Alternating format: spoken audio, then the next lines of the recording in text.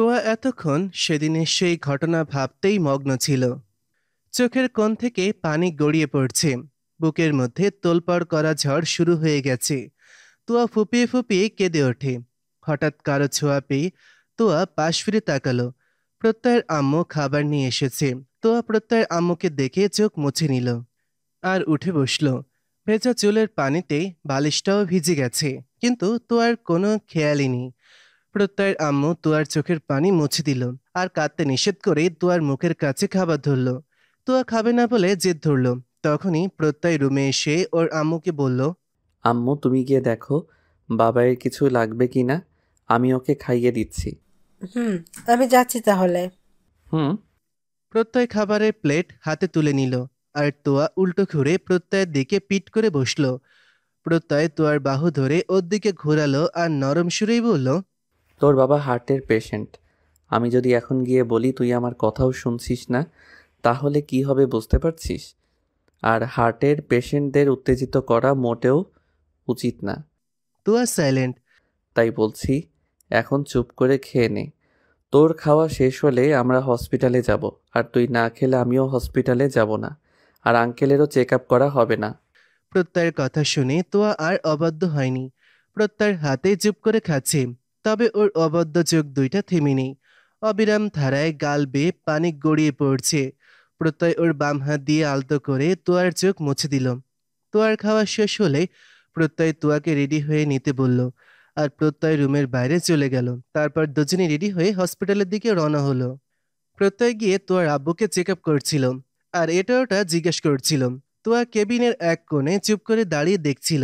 তোয়ার বাবা তোয়াকে দেখে মুখ ফিরিয়ে নিল। তোয়া ছলো ছলো চোখে ওর বাবার দিকে তাকালো।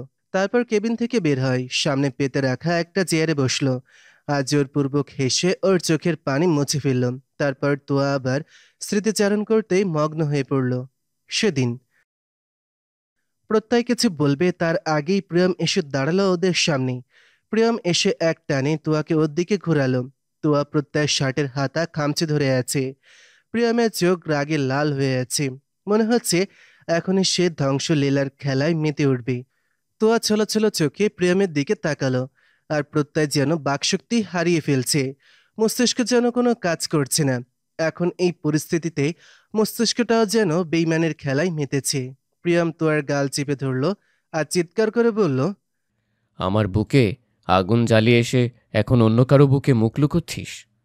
তুই এতটা ছলনাময়ী, এত ভালোবাসা দিলাম, তাও এমনটা করলি? এতদিন তোর মতো কালসাপকে আমার বুকে জায়গা দিয়েছিলাম। প্রিয়ম তোয়ার বাহু ধরে বলে, তুমি এখানে কেন এসেছো? কেন এসেছি? আমি কেন এসেছি সত্যিই তুই জানিস না? প্রত্যয়কে যখন ভালোবাসিস, তাহলে কেন আমাকে তুরুপের তাস বানালি? কেন আমার সাথে মিথ্যে ভালোবাসার অভিনয় করলি? প্রিয়ম তোয়াকে ধাক্কা মেরে প্রিয়মের থাপড়ে তোয়া মেঝেতে পড়ে গেছে। প্রিয়ম তোয়াকে তুলে আবার থাপড় মারতে যায়। তখনই প্রত্যয় এসে প্রিয়মের হাত ধরে ফেলে। প্রত্যয় প্রিয়মের দিকে তাকিয়ে বলল, প্রিয়ম, ওর গায়ে হাত তোলার সাহস আর দেখিও না, অনেক হয়েছে। আর না। প্রত্যয় তোয়াকে তুলে দাঁড় করালো। এত ভালোবাসা, কষ্ট হচ্ছে বুঝি? ভালোবাসার মানুষটাকে মার খেতে দেখে তাহলে আমি কি করে সহ্য করব? আমার কলিজাটাকে অন্য কারো বুকে মুখ লুকোতে দেখলে বলতে পারেন আমার কি করা উচিত? ভালোবাসা জোর করে পাওয়া যায় না প্রিয়ম। তুমি শান্ত হও আর বোঝার চেষ্টা করো। প্রিয়ম এগিয়ে এসে তোয়ার কাছে এগিয়ে দাঁড়ালো। তারপর তোয়ার দিকে তাকালো আর শান্ত সুরে বলল, তুয়া, অনেক তো হলো, এবার চল না জান, আমাকে আর ফিরিয়ে দিস না। আমার খুব কষ্ট হচ্ছে রে জান, প্লিজ আমাকে জীবন্ত লাশে পরিণত করিস না জান। তুই তো জানিস আমি তোকে ঠিক কতটা ভালোবাসি। প্রিয়ম তোয়ার দুই গালে হাত রেখে বলল। প্রিয়ম কথাটা বলার পর তোয়ার হাত ধরে জোর করে নিয়ে যাচ্ছিল। তখন তোয়া প্রত্যয়ের হাত আঁকড়ে ধরল। প্রত্যয়ের হাতটা যেন তোয়ার শেষ সম্বল। প্রত্যয় কি করবে বুঝতে পারছে না। না পারছে প্রিয়মকে কিছু বলতে, আর না পারছে তোয়ার আঁকড়ে ধরা হাত ওর হাতটা ছুটিয়ে নিতে। প্রিয়মের হাত টান পড়ল, তাই প্রিয়ম পেছনের দিকে ঘাড় ঘুরিয়ে তাকালো। তখনই প্রিয়ম তোয়াকে প্রত্যয়ের হাতটা আঁকড়ে ধরে থাকতে দেখল। তখন প্রিয়ম তোয়ার যে হাত ধরেছিল সে হাতটা ছেড়ে দিল। তোয়া ওর ওই হাতটা ছাড়া পেয়ে প্রত্যয়ের পাশে গিয়ে দাঁড়িয়ে বলল, প্রিয়, আমাকে মাফ করে দাও। আমি পারবো না তোমাকে বিয়ে করতে। প্লিজ তুমি চলে যাও। আর আমার সামনে আসবে না। প্লিজ, তুমি তুয়া নামক বিষাক্ত অতীতটার কথা ভুলে যাও। প্লিজ প্লিজ আমাকে মুক্তি দাও। আমি তোমার থেকে মুক্তি চাই। আমি তোমার সাথে আর থাকতে চাই না। প্রিয়মের কান্না তোয়া এর আগে কখনো দেখেনি। আজকে তোয়া প্রিয়মের কান্না করাটাও দেখলো। একটা ছেলে ঠিক কতটা ভালোবাসলে এভাবে কাঁদতে পারে। প্রত্যয় চুপ করে ওদের দেখে যাচ্ছে। কি বলবে কিছুই বুঝতে পারছে না। আর পরিস্থিতিটাও যেন বিপরীত পথে অগ্রসর হচ্ছে। এজন্য সব দিকের ফলাফলটা বারবার শূন্যের খাতায় এসে থমকে যাচ্ছে। ওইদিকে প্রিয়মের ফ্ল্যাট থেকে প্রত্যয় আর তোয়ার পরিবার সবাই চলে এসেছে। সবাই প্রত্যয়ের রুমে এসে উপস্থিত হয়েছে। সবাই দেখলো প্রিয়ম, তোয়া আর প্রত্যয়ের কার্যকলাপ। প্রিয়ম আজকে ওর ভালোবাসার কাছে হার মানল। তোয়াকে হারিয়ে ফেলল বিনা দোষী। প্রিয়মের এত রিকোয়েস্ট তোয়ার মন গলাতে পারল না। প্রিয়মেরও আর কিছু বলার নেই। মনে হচ্ছে গলা শুকিয়ে যাচ্ছে। আর মুখে কোনো শব্দ আসছে না। সবকিছু যেন থমকে গেছে। হেরে গেছে ও জীবনের কাছে। আজকে তোয়া প্রিয়মকে প্রত্যাখ্যান করলো। প্রিয়ম আর টু শব্দ করল না। চোখ মুছতে মুছতে প্রত্যয়দের বাসা থেকে বের হয়ে গেল। তোয়ার আব্বু হঠাৎ করে ওনার বুকে হাত দিয়ে মেঝেতে বসে পড়ল। সবাই ওনাকে কোনো রকমে ধরল। প্রত্যয় আর তুরাগ গিয়ে ওনাকে ধরে সোফাতে বসালো। তখনই তোয়া দৌড়ে ওর বাবার কাছে যাচ্ছিল। অমনি তোয়ার আম্মু তোয়াকে ধরে সজোরে ধাক্কা দিল। এমন ধাক্কাতে খাটের কোণাতে লেগে তোয়ার কপাল কেটে গেল। আর কপাল বেয়ে রক্ত গড়িয়ে পড়ল। প্রত্যয় এবার দৌড়ে তোয়াকে তুলে তোয়ার কপালে রুমাল চেপে ধরল। এদিকে তোয়ার আব্বুর অবস্থা ভালো না। ওনাকে দ্রুত হসপিটালে নিতে হবে। প্রত্যয় তো আর আব্বুর বুকে ওর ডান হাতে রেখে সেই হাতের পিঠে অন্য হাত মুঠ করে নিল। তারপর আস্তে আস্তে চাপ দিল। আর প্রত্যয় প্রাথমিক চিকিৎসা হিসেবে তাই করল। তারপর তোয়ার বাবাকে সবাই মিলে হাসপাতালে নিয়ে গেল। প্রত্যয় দ্রুত চিকিৎসা শুরু করলো। তোয়ার বাবা হার্ট অ্যাটাক করেছে। কিন্তু কোন ধরনের হার্ট অ্যাটাক করেছে এটা জানার জন্য টেস্ট করাতে হবে। বিপদ যখন আসে তখন চারদিক থেকেই তেড়ে আসে। তোয়ার বাবা ইনস্টিমি হার্ট অ্যাটাক করেছে। প্রত্যয় ওর সাধ্যমতন চেষ্টা করে যাচ্ছে। ওটের বাইরে সবাই কাছে। তোয়ার আম্মু তোয়ার সামনে গিয়ে সজোরে একটা থাপ্পড় মারল। হঠাৎ থাপ্পড়ের আওয়াজ শুনে তোরা সহ সবাই চমকে উঠল। তোয়ার আম্মু কড়াভাবে বলল, খুশি হয়েছিস? এবার শান্তি হলো তোর? মানুষটাকে একেবারে শেষ করে দিলি। আর তুই এখানে কি করছিস? তোকে তো আমরা চিনি না। আমাদের মেয়ে মরে গেছে। আর একটা কথা শুনে রাখ, তোর জন্য যদি আমার নিরাপদ স্থানটা হারাতে হয়, তাহলে তোকে আমি মাফ করব না। তোয়া সাইলেন্ট। আম্মু, শান্ত হও, চুপ করো আর ধৈর্য ধরো। দেখবে সব ঠিক হয়ে যাবে। তোরাগ ওর আম্মুকে এখান থেকে নিয়ে গেল। তোয়ার কোনো হেলদোল নেই। সে রোবটের মতন চুপ করে বসে আছে। তিনি তোয়ার পাশে বসে কাঁদছে আর তোয়ার সাথে কথা বলছে। কিন্তু তোয়া কিছু শুনছে বলে মনে হচ্ছে না। একেবারে নিশ্চুপ হয়ে গেছে। 2 ঘন্টা পর প্রত্যয় ওটি থেকে বের হলো। আল্লাহর রহমতে আপাতত কোনো রকমে বিপদটাকে সামলাতে পেরেছে। দ্রুত প্রাথমিক চিকিৎসাটা করার ফলে এই যাত্রায় রক্ষা পেল তোয়ার আব্বু। এখন যত দ্রুত সম্ভব এনজিওগ্রাম করে দেখতে হবে ব্লকের সংখ্যা, ধরন ও মাত্রার অবস্থা কেমন। ব্লকের চরিত্রের উপর নির্ভর করবে রোগীর রিং লাগবে নাকি বাইপাস ওপেন হার্ট সার্জারি লাগবে, নাকি শুধু ঔষধ দিয়েই কাজ হবে। প্রত্যয় সবাইকে একটা কথাই জানালো। সবাই একটু স্বস্তির নিঃশ্বাস ফেললেও চিন্তাটা মাথায় থেকে গেল। তোরা প্রত্যয়ের দিকে তাকিয়ে বলল, বাবার সাথে দেখা করা যাবে? ভাইয়া, আঙ্কেলকে আপাতত দূর থেকেই দেখুন, কারণ কাউকে কাছে থেকে অ্যালাউ করা আপাতত সম্ভব হচ্ছে না। হুম। তারপর সবাই দূর থেকেই তোয়ার বাবাকে দেখল।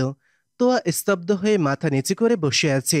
একটু পর কিছু পড়ার শব্দ পেয়ে প্রত্যয় সহ সবাই বাম দিকে তাকালো আর দেখতে পেল তোয়া সেন্সলেস হয়ে মেঝেতে পড়ে আছে। প্রত্যয় দৌড়ে গিয়ে তোয়াকে কোলে তুলে নেয় আর ওর কেবিনে নিয়ে গিয়ে তোয়াকে শুইয়ে দেয়।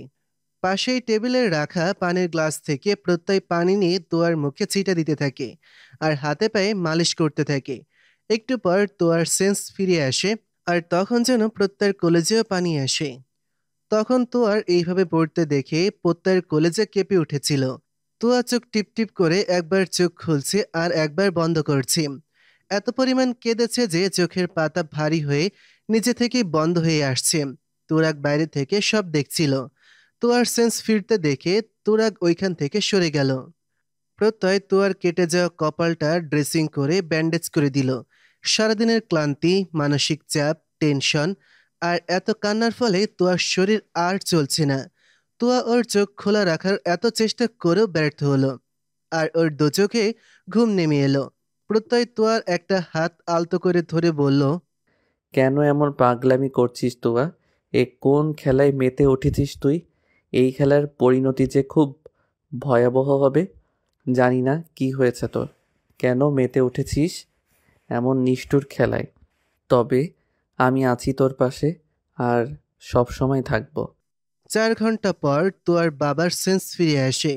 তুয়ার বাবার বুক সহ পুরো শরীরটা প্রচণ্ড ব্যথা করছে, এজন্য ওনার কথা বলতেও খুব কষ্ট হচ্ছে। তুয়ার বাবা তুয়ার কথা জিজ্ঞেস করলো। তুয়ার আম্মু কেবিন থেকে বের হয়ে তুয়ার বাহু ধরে দাঁড় করিয়ে বলল, তোর বাবা তোকে ডাকছে। এখন তোর বাবা তোকে যা বলবে তুই চুপচাপ তাই শুনবি। আর যদি না করিস তাহলে তোর বাবা তো আর বাঁচবেই না। তারপর আমি নিজেও বিষ খাবো, আর এর জন্য দায়ী থাকবি তুই। কথাটা বলে তুয়ার আম্মু তুয়ার হাত ধরে কেবিনের ভেতর নিয়ে গেল। তুয়ার বাবা অন্যদিকে মুখ ঘুরিয়ে নিল আর খুব আস্তে করে বলল, নবনী, ওকে বলো প্রত্যয় আর তোয়া যদি দুজন দুজনকে ভালোবাসে তাহলে যেন ওরা এখনই বিয়ে করে নেয়।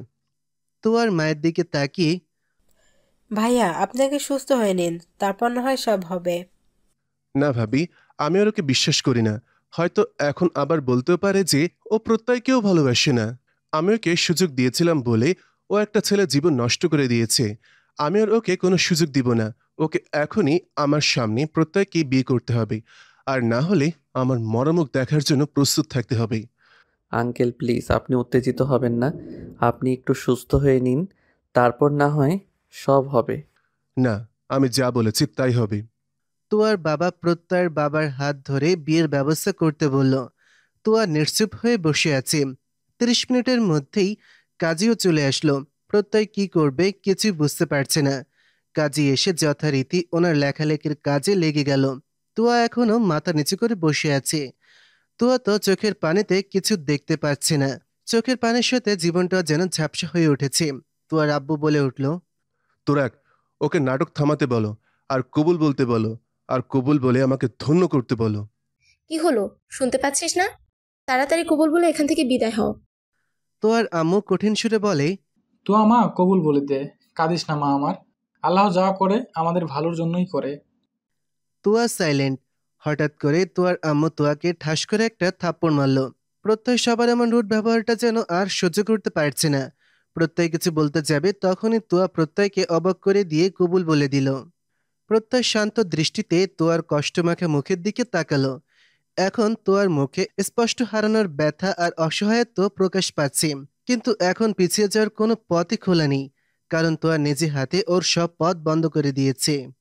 তারপর প্রত্যয় আর কিছু না ভেবে আল্লাহর উপর ভরসা রেখে কবুল বলে দিল, আর ওদের বিয়েটাও সম্পূর্ণ হয়ে গেল। তোয়া প্রেমে জীবন থেকে বিদায় নিল, আর সারা জীবনের জন্য প্রত্যয় জীবনের সাথে জড়িয়ে গেল। বিয়ে নামক পবিত্র বন্ধনে তোয়ার পায়ে পরিয়ে দেওয়া হলো এক অদৃশ্য চেকল, আর হসপিটালেই ওদের বিবাহ বন্ধন আবদ্ধ হতে হলো। এটা যেন ভাগ্যের পরিহাস আর নিয়তির খেলা। আর এইভাবেই তোয়া আর প্রত্যয়ের বিয়েটা হয়ে যায়। এখানে তোয়ার না আছে কোনো অভিযোগ আর না আছে কোনো অভিমান। সবকিছু মিলিয়ে যেন তোয়াকে পাথর বানিয়ে দিয়েছে। একদিকে ভালোবাসার মানুষটাকে হারানোর ব্যথা, আর অন্যদিকে প্রাণপ্রিয় বাবা আর এর মাঝে প্রত্যয়কে নিজের সাথে জড়িয়ে নেওয়ার অপরাধবোধ। সবকিছু মিলিয়ে যেন দম আটকে যাওয়ার মতন একটা পরিস্থিতির সৃষ্টি হয়েছে। কারো বসার শব্দ পেয়ে তোয়া ভাবনা জগৎ থেকে বেরিয়ে এলো। তোয়া 2 হাতের তালু দিয়ে চোখ মুছে নিল, আর পাশে তাকিয়ে দেখে ওর পাশে প্রত্যয় বসে আছে। প্রত্যয় কিছু বলছে না, তোয়ার দিকে এক দৃষ্টিতে তাকিয়ে আছে। তোয়া বারবার ওর অবদ্ধ চোখের পানিগুলো লুকানোর চেষ্টা করছে, কিন্তু পানিগুলো যেন আজকে থামতে নারাজ। ওরা যেন অনবরত গড়িয়ে পড়তে পারলে তারপর শান্ত হবে।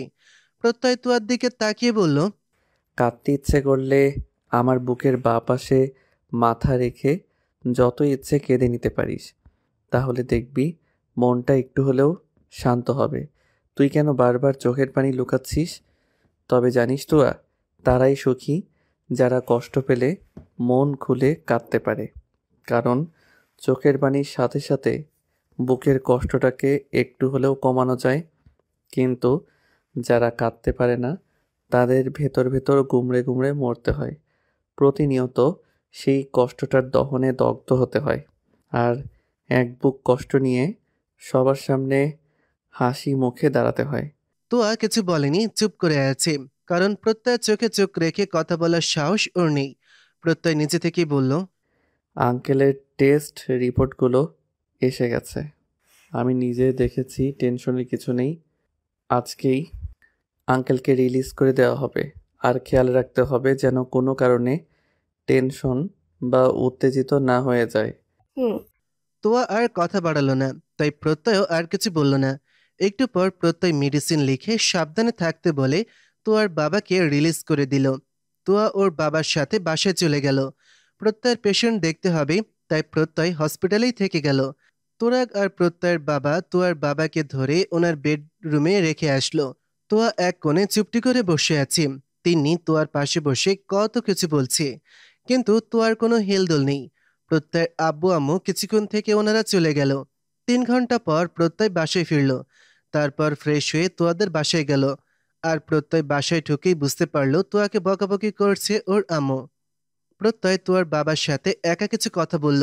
তারপর যখন প্রত্যয় চলে আসবে, তখন তোয়ার বাবা প্রত্যয়কে বলল, প্রত্যয় আব্বু, তুয়াকে তুমি সাথে নিয়ে যাও। ওর আমার বাসায় থাকার দিন শেষ, আর আমার বাসায় যেন ও না আসে। আঙ্কেল, আমি বলছিলাম কি যে না, আমি কিছু শুনবো না, ওকে যেতে বলো। আর আজকে থেকে তোমার বাসায় ওর বাসা, আর তোমার রুমই ওর রুম। ওকে নিয়ে যাও, না হলে আমি বাসা থেকে বেরিয়ে যাব। বাবা, আমি এখানে থাকি, প্লিজ। বাবা, আমাকে তুমি পর করে দিও না। তোমার অবহেলা আমি সহ্য করতে পারছি না বাবা। অবহেলা আর অবজ্ঞা করার মানে বুঝো তুমি? যদি বুঝতে, তাহলে এমন কাজ করতে তোমার বিবেক তোমাকে বাধা দিত। আর কথা বাড়াতে চাই না, তুমি আর আসবে না আমার সামনে। তোয়া তখন ওইখানে দাঁড়িয়ে দাঁড়িয়ে কাঁদতে থাকলো। প্রত্যয় আর না দাঁড়িয়ে থেকে তোয়ার হাত ধরে টেনে ওর বাসায় নিয়ে গেল। একটু পর তুরাগ এসে তোয়ার যাবতীয় জিনিসপত্র তোয়াকে দিয়ে গেল। তোয়া প্রত্যয়ের রুমের মেঝেতে বসে উচ্চস্বরে কাঁদছে। প্রত্যয় তোয়ার কান্না সহ্য করতে পারছে না। তোয়ার কান্না দেখে প্রত্যয়ের চোখ থেকে 2 ফোঁটা পানি গড়িয়ে পড়ল। প্রত্যয় তোয়াকে শক্ত করে ওর বুকের বাঁ পাশটা জড়িয়ে রাখলো। তোয়া প্রত্যয়ের থেকে ছাড়া পাওয়ার জন্য প্রত্যয়ের পিঠে কিল খামচি বসিয়ে দিল, কিন্তু তবুও প্রত্যয় তোয়াকে ছাড়ল না। তোয়া ছাড়া না পেয়ে প্রত্যয়ের পিঠে 60 খামচি ধরে কাঁদতে লাগলো। প্রত্যয় আর তোয়াকে কাঁদতে নিষেধ করলো না, কারণ তোয়ার এখন কান্না করে মন হালকা করা প্রয়োজন। তোয়া প্রত্যয়কে জড়িয়ে ধরে ওর মনের কথাগুলো বলতে থাকলো। আমি খারাপ, আমি খুব খারাপ বাবা। তোমার মেয়েটা বড্ড বেশিই খারাপ। আমি তোমাকেও কষ্ট দিয়ে ফেললাম বাবা। আমি না পারলাম কাউকে ভালো রাখতে, আর না পারলাম কারো মুখে হাসি ফোটাতে। বাবা, তোমার মেয়ে ভালোবাসার যুদ্ধে হেরে গেছে। আমি আমার ভালোবাসা আগলে রাখতে পারিনি বাবা। আমি পারলাম না কারো জীবনের আলো হয়ে জ্বলতে। নিজের সবটুকু ভালোবাসা দিয়ে ওর জীবনটা আমি কানায় কানায় পরিপূর্ণ করতে পারলাম না। আমি ব্যর্থ হয়েছি বাবা। আমি ভালোবাসার যুদ্ধে হেরে গেছি। ওর সাথে আমি অভিনয় করিনি। আমার ভালোবাসাটা পবিত্র ছিল। এজন্য বাধ্য হয়েই নিজের হাতে আমার ভালোবাসার ইতি টানলাম। ভালোবাসার মানুষটাকে ছেড়ে আমিও যে একটু ভালো নেই বাবা। এই কষ্ট আমি কাকে দেখাবো বাবা? এই অসহ্য যন্ত্রণার কথা কাকে বলবো? আমি যা সহ্য করতে পারছি না বাবা। তুমিও আমাকে পর করে দিলে, আমি কিভাবে বাঁচবো তোমাদের ছেড়ে? আমিও ক্লান্ত হয়ে গেছি। এই 2টা মাস এত ভয় আর আতঙ্কে থাকতে থাকতে আমিও বড্ড বেশি ক্লান্ত হয়ে গেছি। তোয়া এই কথাগুলো বলে সেন্স হারিয়ে ফেলল। প্রত্যয় তোয়াকে ওর বুকের সাইড থেকে সরিয়ে বেডে শুয়ে দিল। প্রত্যয় তোয়ার চোখের পানি মুছে দিল, আর তোয়ার কপালে একটা আদর দিল। সাথে সাথে প্রত্যয়ের চোখের পানি তোয়ার কপালে পড়ল। তোয়ার এমন আর্তনাদে প্রত্যয়েরও যেন নিজেকে সামলানো কষ্টসাধ্য হয়ে যাচ্ছে। তবে তোয়ার বলা প্রতিটা কথার মাঝে লুকিয়ে আছে অজানা এক রহস্য। এখানে গভীর কোনো রহস্য না থাকলে তোয়া এমন কাজ কখনোই করতো না। তবে রহস্যটা তোয়া না পারছে কাউকে বলতে, আর না পারছে সহ্য করতে। এখন শুধু অপেক্ষার প্রহর গুনতে হবে। তোয়া কবে সেই রহস্যের কথা নিজে থেকে বলবে, কারণ প্রত্যয় যদি তোয়াকে এখন কিছু জিজ্ঞাসা করে, তাহলে তোয়া তো কিছু বলবেই না, বরং নিজেকে আরো গুটিয়ে নেবে। আর এটা প্রত্যয় কখনোই চায় না। এখন তোয়া স্বাভাবিক হওয়া আর নিজে থেকে কিছু বলার অপেক্ষা করাটাই হবে বুদ্ধিমানের কাজ। সন্ধ্যার একটু আগে তোয়ার ঘুম ভেঙে যায়। বেড থেকে নামে আর আশেপাশে তাকায়। প্রত্যয় রুমে নেই। তোয়া ওয়াশরুমে গিয়ে ফ্রেশ হয়ে আসে। মাগরিবের আজান হচ্ছে। নামাজটা পড়ে রুম থেকে বের হয়ে দেখে প্রত্যয়ের আম্মু রান্নাঘরে কিছু একটা করছে। তো আগে ওখানে দাঁড়ালো। প্রত্যয়ের আম্মু মুচকি এসে বলল, কি রে, ঘুম হলো? এবার দারুণ করে কফি বানিয়ে দে তো আম্মু, তোর হাতে সেই স্পেশাল কফি। হুম। প্রত্যয়ের বাবা আর প্রত্যয়ের জন্য করিস, ওরাও খাবে, তুই কফি বানা আর আমি ঝটপট পপকর্ন করে ফেলি। হুম। তারপর তুয়া কফি বানিয়ে সবার মগে ঢেলে দিল। প্রত্যয়ের আম্মু পপকর্ন একটা বড় বলে রাখলো। তারপর পপকর্ন আর কফির ট্রে তুয়ার হাতে ধরিয়ে দিল।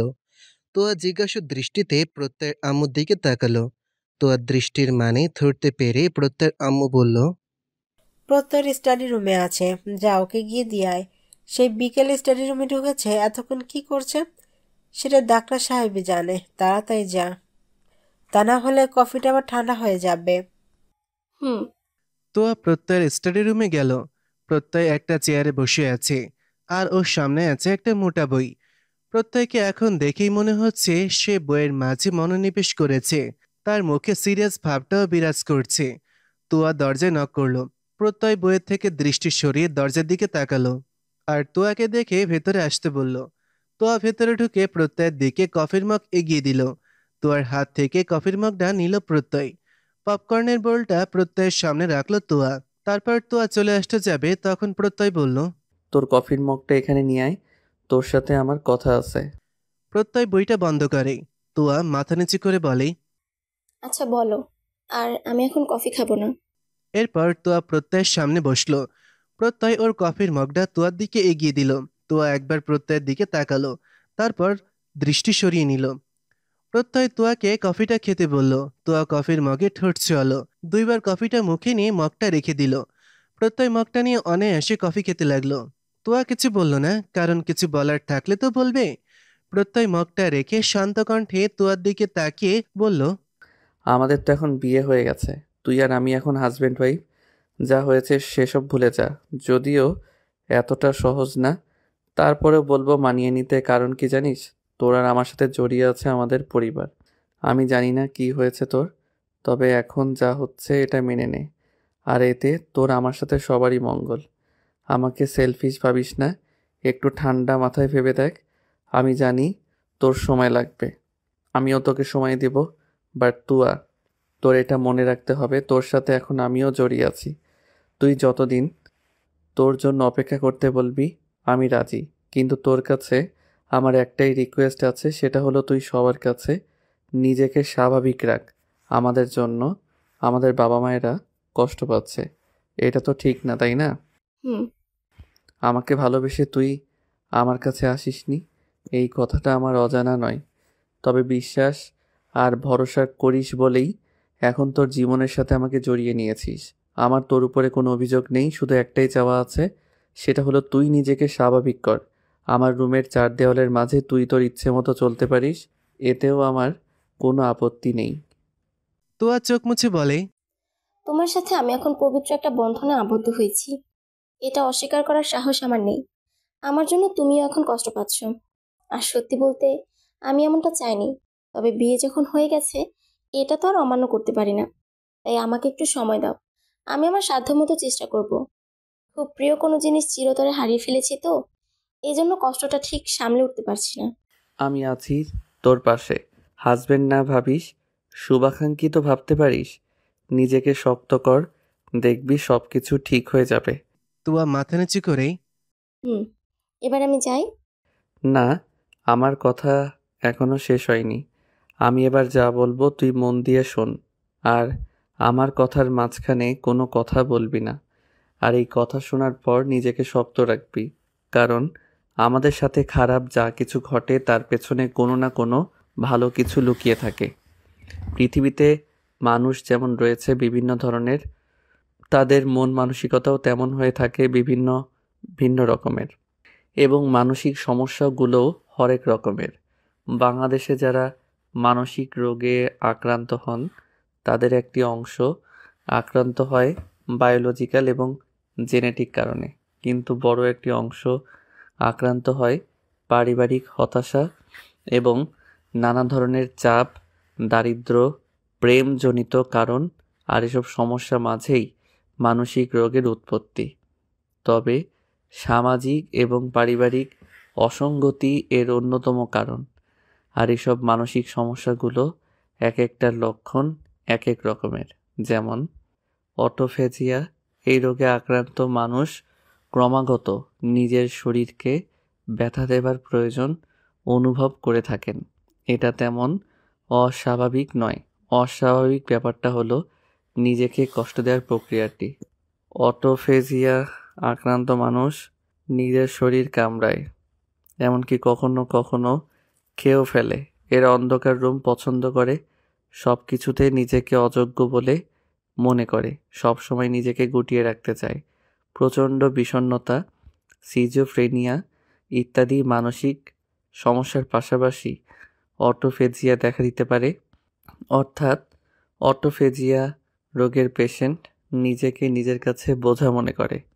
এই রোগগুলো মানসিক রোগ, তবে হাস্যকর ব্যাপার কি জানিস, এগুলো মোটেও তুচ্ছ করার মতো ব্যাপার না। তবুও অনেকেই তুচ্ছভাবে বিষয়টা নেয়। আর এসব মানসিক সমস্যাগুলোর থেকে মুক্তি লাভ না করলে এর ফলে ভয়াবহ কিছু ঘটনাও ঘটে। আমি এসব জেনে কি করব? আর আমাকে এসব বলার কারণ কি? কারণ তোর এসব জানাটা জরুরি বলে আমি মনে করি। আর অকারণে আমি তোকে বসিয়ে রাখিনি। আসলে এগুলো বলার যথেষ্ট কারণও আছে, আর এর সাথে জড়িত আছে প্রিয়ম। এজন্য তোকে এত কথা বললাম, যাতে তুই সহজেই কথাগুলো বুঝতে পারিস। প্রিয়ম জড়িত মানে? এখানে প্রিয়ম জড়িয়ে আছে। এরপর প্রত্যয় যে বলল, তোয়া এটা শোনার জন্য মোটেও প্রস্তুত ছিল না। কথাটা শুনে তোয়ার যেন পায়ের নিচ থেকে মাটি সরে যাচ্ছে। যার ভালোর জন্য এত ত্যাগ স্বীকার করলো, আর তারই কিনা এই অবস্থা। প্রিয়মের এই অবস্থার জন্য তোয়াই কি তাহলে দায়ী হয়ে থাকবে? তোয়াকে প্রিয়মের ভালো করতে গিয়ে প্রিয়ম কেমন বিপদের সম্মুখে এগিয়ে দিল? তোয়া এ কোন গোলক ধাঁধায় পড়ে গেল? তোয়া অশ্রুসিক্ত চোখে প্রত্যয়ের দিকে তাকিয়ে আছে, আর প্রত্যয় শান্ত দৃষ্টিতে তাকিয়ে আছে তোয়ার কান্নামাখা চোখের দিকে। প্রত্যয়েরই বা কি বলার আছে, আর কি বা বলবে? কারণ তোয়ার একটা সিদ্ধান্তের জন্যই এমন পরিস্থিতির সৃষ্টি। তোয়ার সমস্যার সমাধান করতে চেয়েছিল একভাবে, এখন সেটার মোড় ঘুরে সৃষ্টি হলো আরেকটা সমাধান। আর মধ্যেখান থেকে তোয়া ফেসে গেল নিষ্ঠুর এক গোলক ধাঁধায়। প্রত্যয় শান্ত দৃষ্টিতে তোয়ার দিকে তাকালো আর নরম সুরে বলল, প্রিয়ম এখন অটোফেজিয়া রোগে আক্রান্ত। ও ক্রমাগত নিজের শরীরকে আঘাত করছে। অন্ধকার রুমই হলো এখন ওর প্রিয় জায়গা। বারবার নিজের ক্ষতি করার চেষ্টা করছে। এটা তেমন অস্বাভাবিক নয়, কারণ এই রোগের লক্ষণই এগুলো। প্রিয়মের এখন প্রধান সমস্যা, ও নিজেকে সহ্য করতে পারছে না। অবহেলা, অনাদরের টেনশন আর অতিরিক্ত চাপের কারণে একটা সময় অটোফেজিয়া পেশেন্টরা নিজের প্রতি বিরক্ত হয়ে পড়ে, নিজেকে অযোগ্য বলে দাবি করে, নিজেকে তুচ্ছ ভেবে গুটিয়ে নেয়। মানুষ যখন নিজেকে সহ্য করতে পারে না, তখন সে যে কোনো উপায়ে নিজেকে কষ্ট দিয়ে শান্তি অনুভব করে। আর এটাই সবচেয়ে ভয়ের ব্যাপার, কারণ পেশেন্ট যখন নিজেকে কষ্ট দিয়ে শান্তি অনুভব করে, তখন সে আত্মহত্যা করতেও পিছুপা হয় না, বরং দিন দিন আত্মহত্যা করার প্রবণ ইচ্ছা ওর মধ্যে পোষণ করে। আর শেষ পরিণতিও তাই হয়। তোয়া সাইলেন্ট। তবে এটাই সত্যি যে প্রিয়ম এখন মানসিক রোগী। সব দিক থেকে অবহেলা আর নিজের কাছে হেরে গিয়ে ওর এই অবস্থা। প্রতিটা মানুষের ধৈর্যের একটা সীমা আছে। কেউ কষ্টটা সহ্য করে নিতে পারে, আর কেউ সেটা পারে না। অতিরিক্ত চাপ, টেনশন, ভয়, অবহেলা আর মানসিকভাবে ভেঙে পড়ার মূল কারণ হয়ে দাঁড়িয়েছে ওর এই প্রধান সমস্যাগুলো। আর দিন দিন ওর অবস্থা আরও করুণ হচ্ছে। না জানি ওর সমাপ্তিটা আরও কত ভয়াবহ হয়। প্রত্যয়ের প্রতিটা কথা তোয়া শুনেছে ঠিকই, কিন্তু তোয়ার কিছু বলার মতন ভাষা নেই ওর। তোয়ার মাথায় আপাতত একটা কথাই ঘুরছে, আর সেটা হলো প্রিয়মের এই অবস্থার জন্য তোয়া নিজেই দায়ী। তোয়া ধপ করে মেঝেতে বসে পড়ল। সব পথ যেন এইখানেই সমাপ্ত। পরিস্থিতি আজকে সম্পূর্ণভাবে তোয়ার বিপরীত পথের চিত্র ধারণ করেছে। প্রত্যয় তোয়ার কাছে এগিয়ে এসে তোয়ার সামনে বসলো। প্রত্যয় তোয়ার চোখ মুছে দিল, আর তোয়ার দুই গালে হাত রেখে বলল, এভাবে ভেঙে পড়লে তো হবে না, কঠিন পরিস্থিতির সঙ্গে লড়াই করতে হবে। নিজেকে শক্ত কর তোয়া। এই পরিস্থিতিতে পারবো না বলে ভেঙে পড়লে হবে না, আর বোকারা যুদ্ধের ময়দান থেকে পালিয়ে যায়। তুই তো সাহসী মেয়ে, তাহলে কেন হাল ছেড়ে দিচ্ছিস? প্রিয়মের এমনটা হলো শুধু আমার জন্য, সব কিছুর জন্য আমিই দায়ী। আমি কিভাবে নিজেকে মাফ করব? সব আমার দোষ, সব আমার জন্য হয়েছে। আমি হেরে গেছি, আমি এখন সর্বহারা পথিক। কাঁদিস না তুয়া, আর নিজেকে শক্ত কর। আমি আছি তো তোর পাশে। দেখবি সময়ের সাথে সব ঠিক হয়ে যাবে। আ- আমি তোয়া কিছু বলতে গিয়েও থেমে গেল। প্রত্যয় মুচকি হেসে বলে, তুই যাবি প্রিয়মের কাছে?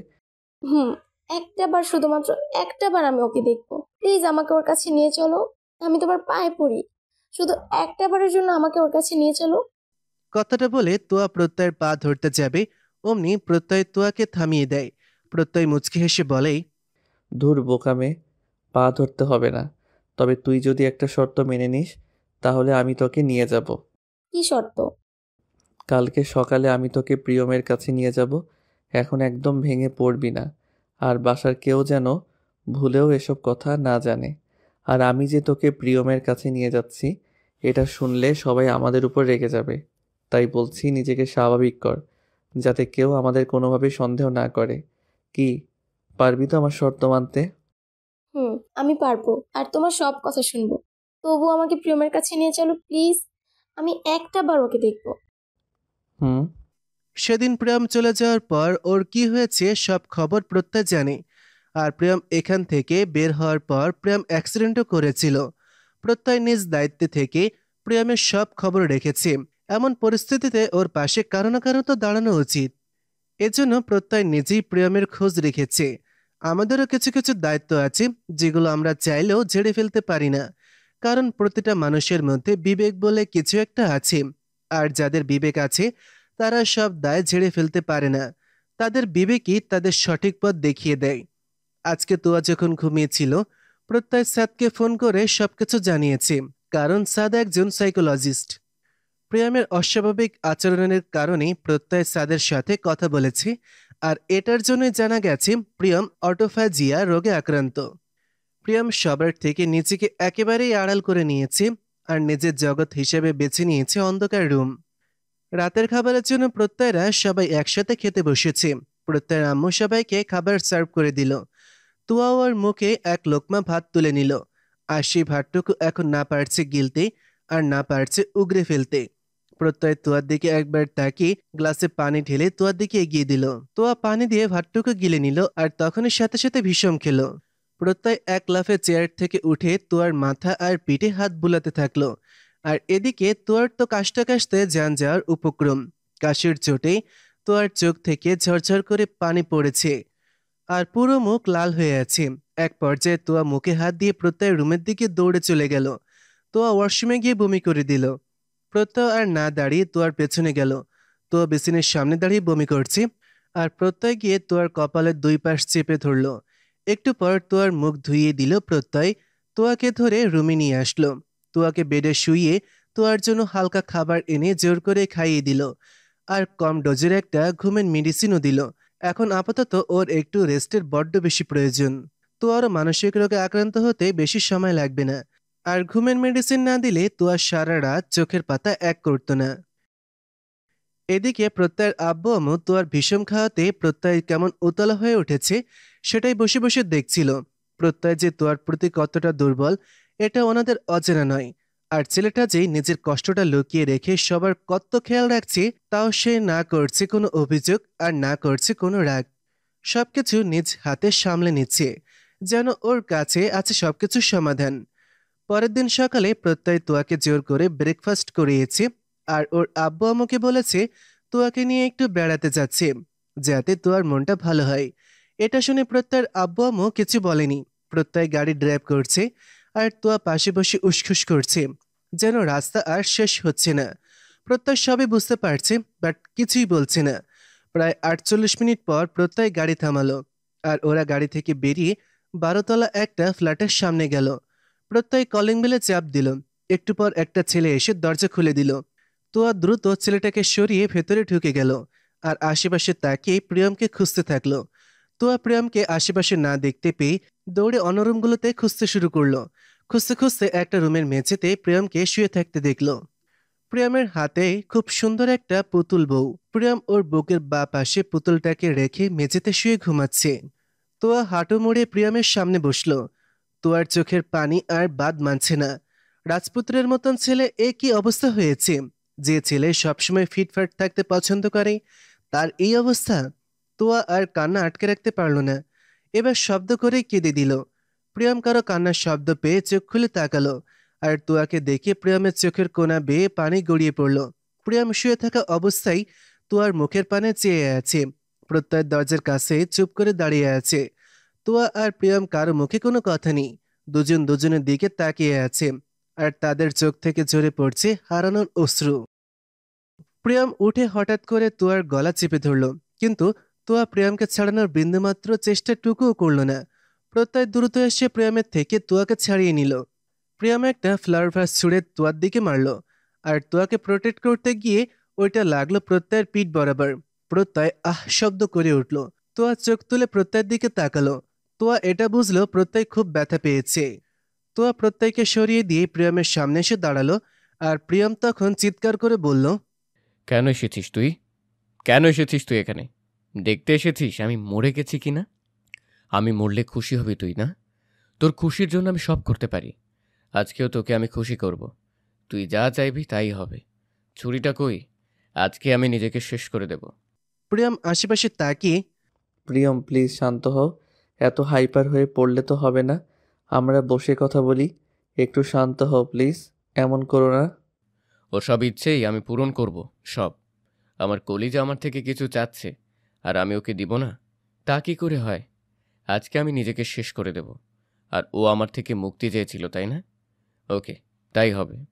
আমার থেকে চিরতরের জন্যে ওকে আমি মুক্তি দিয়েই দেব। প্রিয়মের হাতের কাছে যা পাচ্ছে তাই দিয়ে ও নিজেকে আঘাত করার চেষ্টা করছে। প্রত্যয় বারবার প্রিয়মকে আটকানোর চেষ্টা করছে। প্রিয়মের এমন অবস্থা দেখেই তোয়া উচ্চ শব্দে কেঁদেই যাচ্ছে। প্রিয়ম কাচের বোতল ভেঙে হাতে একটা টান দিল, আর গলগল করে রক্ত বেরিয়ে মেঝেতে গড়িয়ে পড়ল। বেডের বালিশ, কুশন, বেডশিট সহ ছুঁড়ে মারল, আর সেখানে কাচের বোতল থাকায় সব ভেঙে চুরে চারিদিকে কাচ ছড়িয়ে ছিটিয়ে গেল। 2 মিনিটেই প্রিয়ম পুরো রুম লণ্ডভণ্ড করে দিয়েছে। এরপরও প্রিয়ম নিজেকে শান্ত করতে পারছে না। প্রিয়ম দেয়ালের সাথে যখনই মাথা বাড়ি দিতে যাবে তখনই তোয়া দৌড়ে গিয়ে প্রিয়মের পা ধরে চিৎকার করে কাঁদতে লাগলো। প্লিজ থামো। প্রিয়ম প্লিজ একটু শান্ত হও, আমি আর সহ্য করতে পারছি না।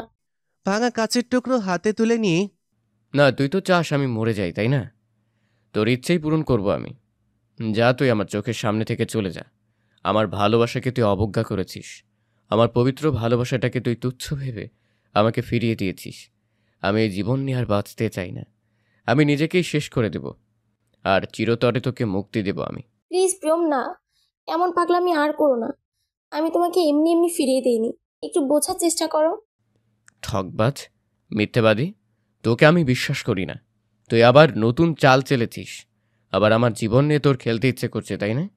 এই বুকের বাঁপাশটায় এত যত্ন করে ভালোবাসা দিয়েই তোকে আগলে রেখেছিলাম, আর তুই সেই বুকেই আগুনের লাভা ঢেলে আমাকে ছারখার করে দিয়েছিস। আমার বেঁচে থাকার অবলম্বনটা তুই কেড়ে নিয়েছিস। তুই বেঈমান, খুব খুব খারাপ মেয়ে তুই। আমার জীবন নিয়ে খেলতে খেলতে তোর খুব মজা লাগে, তাই তো? ওকে, আমি এবার থাকবো না। এই খেলার সমাপ্তি আমি ঘটাবো, আর আমিও মুক্ত হব এবার আমার এই কলুষিত জীবন থেকে। ছুরি হাতে নিয়ে বলে, প্রিয়ম যেন উন্মাদ হয়ে গেছে। ওর হেতাহিত জ্ঞান শূন্য হয়ে গেছে। ওর মাথায় এখন একটা কথাই ঘুরছে, নিজেকে শেষ করা। আর ওইখানে ও ওর শান্তির দেখা পাবে। তুয়া প্রিয়মকে বোঝানোর চেষ্টা করছে, কিন্তু প্রিয়ম তুয়ার কোনো কথা শুনতে নারাজ। প্রিয়ম যত যাই বলুক, ওর চোখ দিয়ে ঝরঝর করে পানি ঝরেই যাচ্ছে। চোখ লাল বর্ণ ধারণ করেছে, হাত থেকে এখনো রক্ত গড়িয়ে মেঝেতে পড়ছে। প্রিয়ম ওর কাটা হাতটা না ধরতে দিচ্ছে প্রত্যয়কে, আর না তোয়াকে কাছে ঘেঁষতে দিচ্ছে। আর প্রিয়মের এই অবস্থা দেখে তোয়া কেঁদে পাগল হয়ে যাচ্ছে। তোয়ার কান্না প্রিয়মকে আজ থামাতে পারছে না। প্রিয়ম যেন নিজেকে শেষ করার জন্য আরো উন্মাদ হয়ে উঠেছে। প্রিয়মের হাতে ছুরিটা আবার ওর হাতের শিরা বরাবর ধরতেই তোয়া চিৎকার করে বলল, আমি আমার অনিশ্চিত জীবনের সাথে তোমাকে জড়াতে পারবো না। প্লিজ প্রিয়ম, প্লিজ থামো। উচ্চ শব্দে কেঁদে চোখ বন্ধ করে।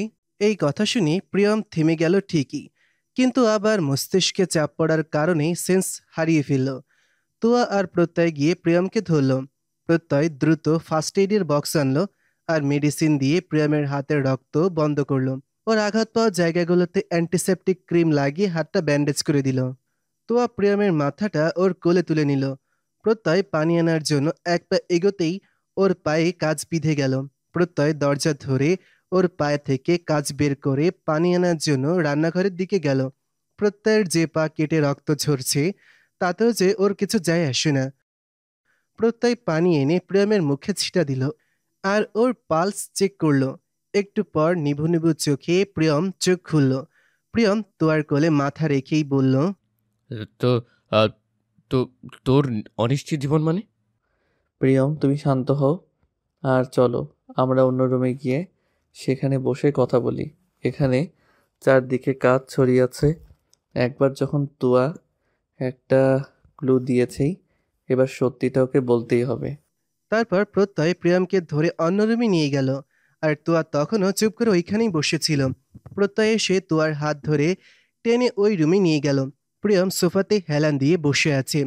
প্রত্যয় তোয়াকে ওর ঘরের দিকে ঘুরিয়ে বলল, তুয়া, এবার সত্যিটা তো বল। এখন যদি তুই চুপ থাকিস আর এবার প্রিয়মের যদি কিছু হয়, এজন্য তুই দায়ী থাকবি। প্লিজ এবার সত্যিটা বল, কি হয়েছে তোর? কেন বললি তোর অনিশ্চিত জীবন? তো বল না প্লিজ, কেন মন করছিস? তোয়া হাঁটু মুড়ে মেঝেতে বসে পড়ল মাথা নিচু করেই। ওর চোখের পানি মুছে নিল আর কান্নাজড়িত কণ্ঠে বলল, আমি সার্ভিক্যাল ক্যান্সারে আক্রান্ত। আমার এই পৃথিবীর মায়া ত্যাগ করার সময় এসে গেছে। কি কি বলছিস এসব তুই? আমি ঠিকই বলছি। সব কিছু খুলে বল, তা না হলে বুঝবো কিভাবে? আসলে আমার পিরিয়ডের কিছু সমস্যা দেখা দিচ্ছিল। একদিন তিনি একটা কারণে হসপিটালে গিয়েছিল, ওর সাথে আমিও ছিলাম। তাই দুজন মিলে একজন গাইনোলজিস্টের কাছে যাই আর উনি একটা টেস্ট করতে দেয়। আমিও টেস্ট করে আসি আর সেই টেস্ট করে জানতে পারি আমি সার্ভিক্যাল ক্যান্সারে আক্রান্ত। তুই এ কথা কবে জানতে পেরেছিস? আমাদের বিয়ের আগের রাতে জেনেছি আর ওরাই ফোনে রিপোর্টের কথা আমাকে জানায়। সেদিনই আমি জেনেছি। সে রিপোর্টটা কই, আমাকে দেখা, আমি দেখতে চাই। হঠাৎ প্রিয়ম এসে তোয়াকে এক ধাক্কা মারল আর রাগে ফুসফুস করতে করতে বলল, আবার মিথ্যে কাহিনী শোনাচ্ছিস তুই? আমাদের পাগল বলে মনে হয় তোর? নিজেকে সাধু প্রমাণ করার জন্য আবার মিথ্যে বানোয়াট কাহিনী বানাচ্ছিস? আমি মিথ্যে বলছি না, আমি সত্যিটাই বলছি। তোমরা বিশ্বাস করো, আমি নিজে ডক্টরের সাথে কথা বলেছি।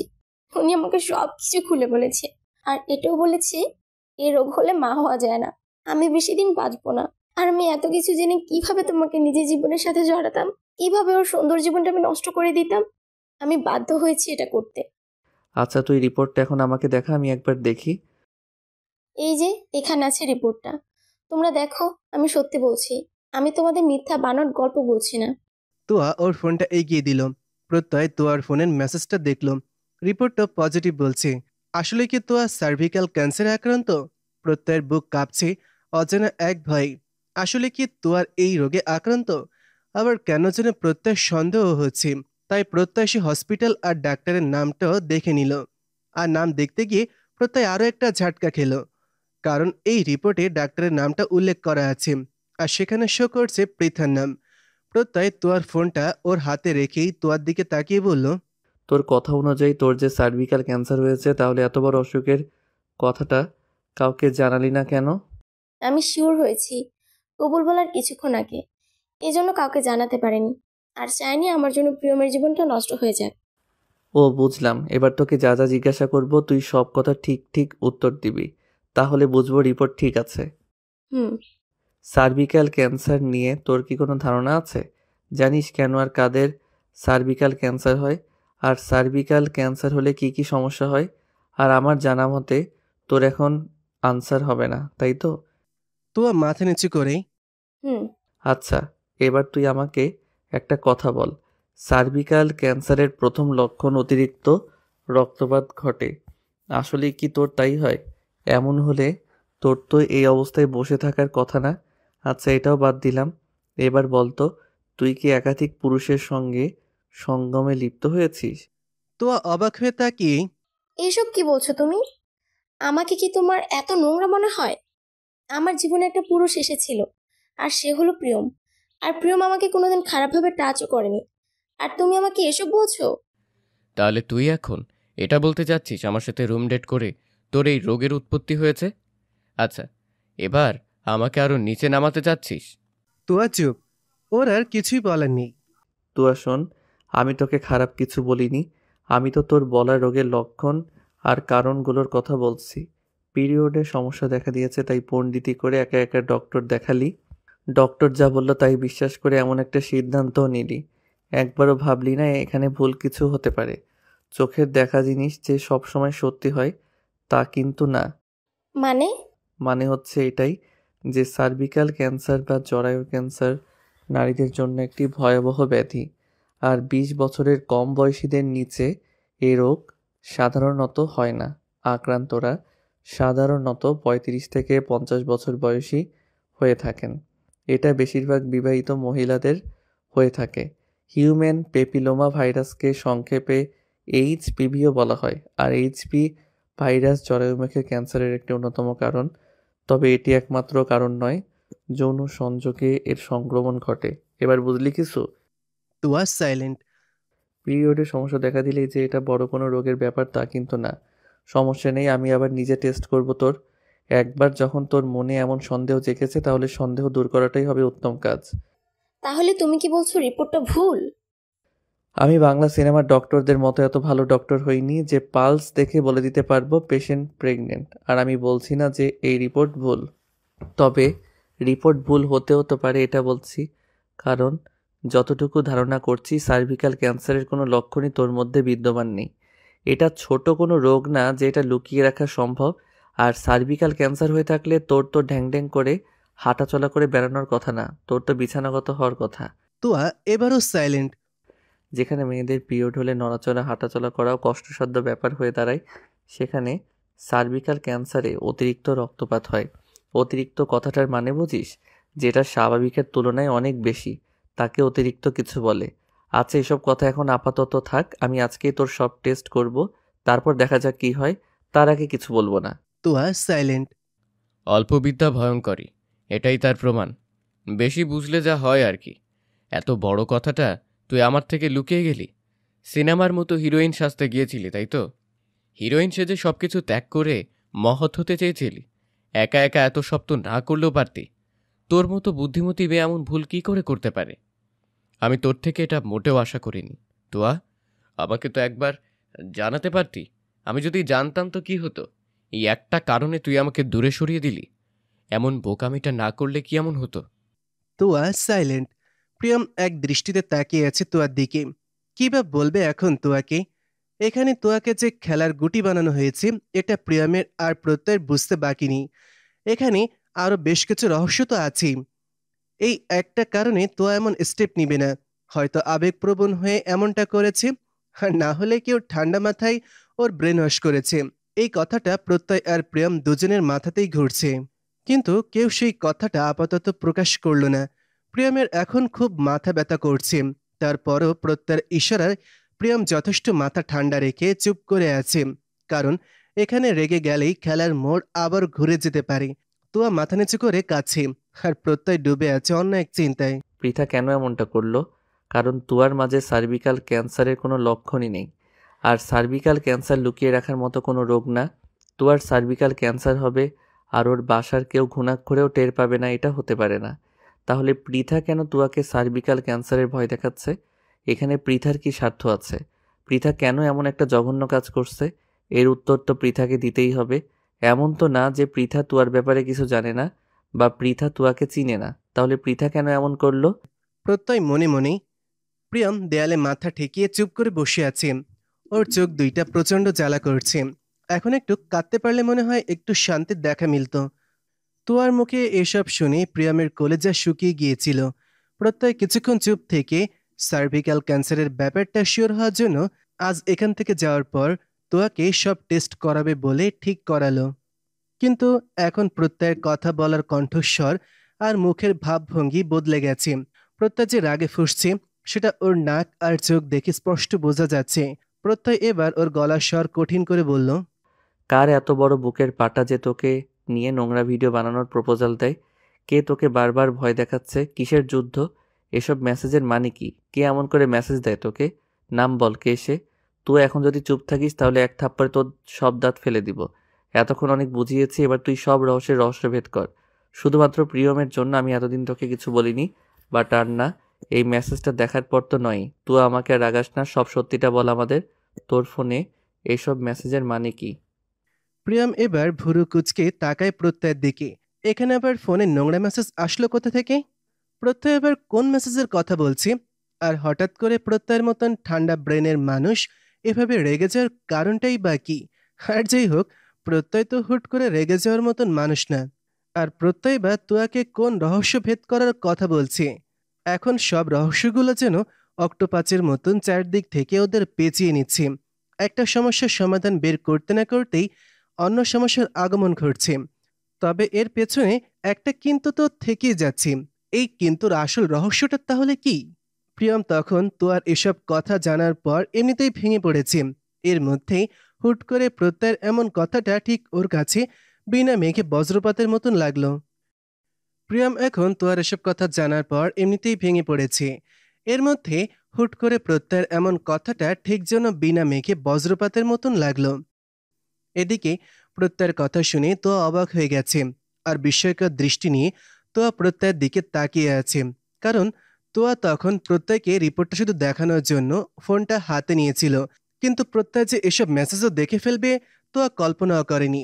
প্রত্যয় তোয়ার দিকে তাকিয়ে আছে, তোয়ার থেকে পাওয়া উত্তরের আশায়। আর প্রিয়ম তাকিয়ে আছে তোয়ার ভয় পাওয়া মুখটাকে। তোয়া ওর হাত মোচড়াচ্ছে, ওর কপাল বেয়ে ঘাম ছুটছে। প্রত্যয় তোয়ার দিকে এক পা এগোলো। আর তা দেখে তোয়া আর কোনো দিকে না তাকিয়ে এক ছুটে ফ্ল্যাট থেকে বের হয়ে গেল। প্রত্যয় আর প্রিয়ম তোয়াকে ডাকছে, কিন্তু তোয়া ওদের ডাক উপেক্ষা করেই বের হয়ে গেল। প্রত্যয় প্রিয়মের দিকে তাকিয়ে বলল, আপাতত এই বিষয়টা নিয়ে পরে ভাবা যাবে, তুমি নিজেরও খেয়াল রাখো। আর তুমি চিন্তা করো না, আমি দেখছি বিষয়টা। আমি এখন যাচ্ছি, তুয়াকে এখন একা ছাড়াটা উচিত হবে না। হুম। প্রত্যয় আর কোনো কথা বলল না। দ্রুত পা ফেলে ফ্ল্যাট থেকে বের হয়ে গেল। প্রিয়ম শুধু একটা দীর্ঘশ্বাস ছাড়ল। প্রত্যয় লিফটের কাছে গিয়ে দেখল লিফট কেবল 2 তলায় উঠছে। তার মানে তোয়া সিঁড়ি বেয়ে নিচে নেমে গেছে। প্রত্যয় দ্রুত সিঁড়ি বেয়ে নামতে থাকলো। আর নামতে নামতে দেখতে পেল তোয়াকে। তোয়া ওর বাম পা ধরে 11 তলা সিঁড়ি বরাবর বসে আছে। তোয়াকে দেখে প্রত্যয় আগে উবু হয়ে ওর হাঁটুর ওপর হাত রাখলো আর জোরে জোরে শ্বাস নিল। দৌড়ে আসাতে প্রত্যয় হাঁপিয়ে গেছে। প্রত্যয় তোয়ার কাছে গেল। তোয়া দ্রুত নামতে গিয়ে ওর পা মচকে গেছে। কারো উপস্থিতি টের পেয়ে তোয়া মুখ তুলে তাকালো। প্রত্যয়কে দেখে তোয়া মুখ ঘুরিয়ে নিল। প্রত্যয় এসে কিছু বলার আগেই তোয়া ফট করে বলে উঠল, আমি একা যেতে পারবো, তুমি চলে যাও। আচ্ছা, সবসময় এক ধাপ বেশি না বুঝলে তোর কি খুব বেশি ক্ষতি হয়? আর আমার সাথেই বা এত ঘাটতারামি করিস কেন বলতো? তোয়া সাইলেন্ট। এখন কি উঠতে পারবি নাকি আমি তোকে? না, আমাকে তোমার কোলে নিতে হবে না, আমি একা যেতে পারবো। লেও ঠেলা, আমি কখন বললাম আমি তোকে কোলে নিব? আমি কি বাংলা সিনেমার হিরো নাকি যে এখন এতগুলো সিঁড়ি বেয়ে তোকে কোলে করে নিচে নামাবো? তোয়া সাইলেন্ট।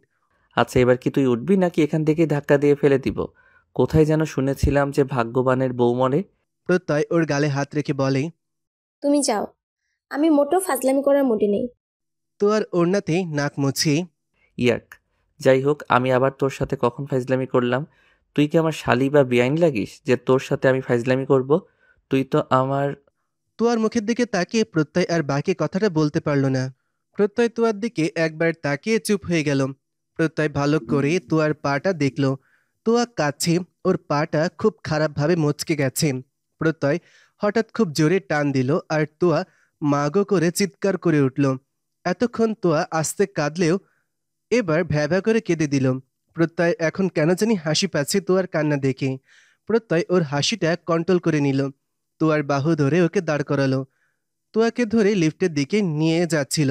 হঠাৎ করে প্রত্যয় বলে উঠল, বাহ, দারুণ ফিলিংস তো। খোড়া বউরা তাদের বরদের এইভাবে জড়িয়ে ধরে হাঁটে, ব্যাপারটা দারুণ রোমাঞ্চকর। বউ সবসময় বরের গলা জড়িয়ে থাকবে, ইস কি সুন্দর একটা মুহূর্ত বল। তুয়া, আমার এখন মনে হচ্ছে তুই সারা জীবন খোড়াই থাকলে ভালো হবে। তুমি এখন আমার সাথে মজা করছো? থাক, আর কেঁদে বন্যা করতে হবে না। আর হ্যাঁ, আমার সাথে নাক মুছবি না, তোর নাক দিয়ে তো এখন ঝরঝর করে সর্দি আসছে। ছি, ইয়াক, আমি কিন্তু এসব মোটেও পছন্দ করি না। আমি হলাম পরিষ্কার পরিচ্ছন্ন থাকা, স্বাস্থ্য সচেতন ও দায়িত্ববান ছেলে। কথা বলতে বলতে ওরা লিফটের মধ্যে ঢুকল। প্রত্যয়ের কথা বলতে দেরি, কিন্তু তোয়ার প্রত্যয়ের শার্টে নাক মুছতে দেরি হয়নি। কারণ তোয়ার কাছে প্রত্যয়ের মুখ বন্ধ করানোর জন্য এটাই সঠিক পথ বলে মনে হয়েছে। তোয়ার এমন কাজে প্রত্যয় নাক মুখ কুঁচকে নিল, কিন্তু আর কিছুই বলল না। লিফটের ভেতর দুজন চুপচাপ দাঁড়িয়ে থাকলো। মাঝে মাঝে তোয়ার নাক টানার শব্দ আসছে, আর প্রত্যয় তোয়াকে সযত্নে আগলে ধরে আছে। প্রত্যয় ইচ্ছে করে এই মুহূর্তটাকে বদলে দিল। ওই বিষয়টাও চেপে গেল, কারণ এখন তোয়াকে জোর করলেও কোনো কাজ হবে না। ওকে ভালো করে বলতে হবে, আর একটু সময় দিতে হবে। এজন্য প্রত্যয় ঠান্ডা মাথায় তোয়ার সাথে এমন মজা করলো যাতে তোয়া আপাতত শান্ত হয়, আর সময় দিলে যাতে নিজ থেকে সব বলে। এখন তোয়াকে জোর করে বা রাগ দেখিয়ে কিছু জিজ্ঞাসা করাটাও উচিত হবে না। এখন এই পরিস্থিতিতে তাড়াহুড়া করাটাও বোকামি হবে। গ্রাউন্ড ফ্লোরে এসে ওরা সবাই বের হয়ে গাড়ির দিকে গেল। প্রত্যয় ইচ্ছা করেই তোয়াকে কোলে নিল না, কারণ তোয়াকে আর অস্বস্তিতে ফেলতে চাচ্ছে না। প্রত্যয় গাড়ির দরজা খুলে তোয়াকে গাড়িতে বসালো। তারপর নিজে বসতে যাবে, তখনই একটা কাগজে মোড়ানো ঢিল এসে তোয়ার গায়ে লাগলো। তোয়া আহ শব্দ করে উঠল। প্রত্যয়ের সাথে সাথে গাড়ি থেকে নেমে আশপাশে তাকালো, কিন্তু কাউকেই দেখতে পেল না। প্রত্যয় দ্রুত এসে আবার ড্রাইভিং সিটে বসলো। তোয়া কাগজে মোড়ানো ঢিলটা লুকাতে গেল, কিন্তু প্রত্যয় খপ করে তোয়ার হাত থেকে সেটা কেড়ে নিল, আর ওটা খুলে দেখলো। এখন তোমার তো আবার রেট বেশি হয়ে গেছে, তাই না? 2 মালির এক ফুটন্ত গোলাপ বলে কথা। তা গোলাপ তুমি কার? প্রিয়মের সাথে আর ভালো লাগছে না, তাই এখন প্রত্যয়কে জুটিয়েছ? তবে যাই বলো, প্রত্যয় আর প্রিয়ম দুজনেই বেস্ট, এই জন্য দুজনকে নিয়ে একসাথে খেলেছো বুঝি? তবে তোমাকে একটা বুদ্ধি দেই, যে বেস্ট পারফর্মার তুমি তাকেই বেছে নাও, আর আমাকে না হয় ফ্রি টাইমে সময় দিও। আমাকে তো অবশ্যই সাথে নিতে হবে, আমাকে আবার ভুলে যেও না। যদিও আমি তোমাকে আমার কথা ভুলতেই দিব না, তুমি হবে আমাদের ফুল, আর প্রত্যয় প্রিয়মের মতো আমিও ভ্রমর হয়ে গোলাপের মধু পান করব। প্রত্যয় নিচে লেখাটা পড়ে ওর নিচের ঠোঁট কামড়ে ধরল। রাগে ওর মাথাটা যে ধপধপ করছে। প্রত্যয় চোখ বন্ধ করে নিজেকে যথেষ্ট স্বাভাবিক রাখার চেষ্টা করছে। এখন কোনোভাবেই রাগ করাটা উচিত হবে না। তোয়া জানে না এই কাগজে কি লেখা আছে, তবে প্রত্যয়ের মুখের ভাবভঙ্গিতে স্পষ্ট বোঝা যাচ্ছে খারাপ কিছু। তোয়া ভয়ে ভয়ে একবার প্রত্যয়ের দিকে তাকাচ্ছে, আর একবার চোখ বন্ধ করে সরিয়ে নিচ্ছে। প্রত্যয় তখনও কিছুই বলল না, বরং প্রত্যয় ড্রাইভ করতে শুরু করলো। কিছুক্ষণ পরেই হসপিটালের সামনে গিয়ে থামলো। প্রত্যয় তোয়াকে ধরে ওর চেম্বারে নিয়ে গেল। তোয়াকে বেডের ওপর শুইয়ে দিল। একজনকে ফোন করে কি যেন বলল। একটু পর কয়েকটা নার্স ট্রেটে করে আইস ব্যাগ আর ব্যান্ডেজ নিয়ে গেল। প্রত্যয় আইস ব্যাগটা তোয়ার পায়ে চেপে ধরল, যাতে আপাতত ফোলাটা আর ব্যথাটা কমে যায়। হঠাৎ করে প্রত্যয়ের দরজায় কে যেন নক করলো। প্রত্যয় আসার পারমিশন দিল। প্রত্যয়ের পিএ এসে জানালো কয়েকজন পেশেন্ট এসেছে। প্রত্যয় একে একে ওনাদের পাঠাতে বলল। প্রত্যয় তোয়ার পায়ে আইস ব্যাগটা রেখেই হালকা করে ব্যান্ডেজ করে দিল, যাতে নাড়াচাড়াতেই আইস ব্যাগটা পা থেকে সরে না যায়। তোয়া কিছুই বলছে না, শুধু শুয়ে প্রত্যয়ের কাজগুলো পর্যবেক্ষণ করছে। প্রত্যয়কে দেখে এখন খুব স্বাভাবিক লাগছে, যেন কিছুই হয়নি। তোয়া বেডের ওপর শুয়ে আছে। প্রত্যয় একে একে ওর পেশেন্ট দেখছে। কি সুন্দরভাবে মুচকি হেসে প্রত্যয় পেশেন্টের সাথে কথা বলছে।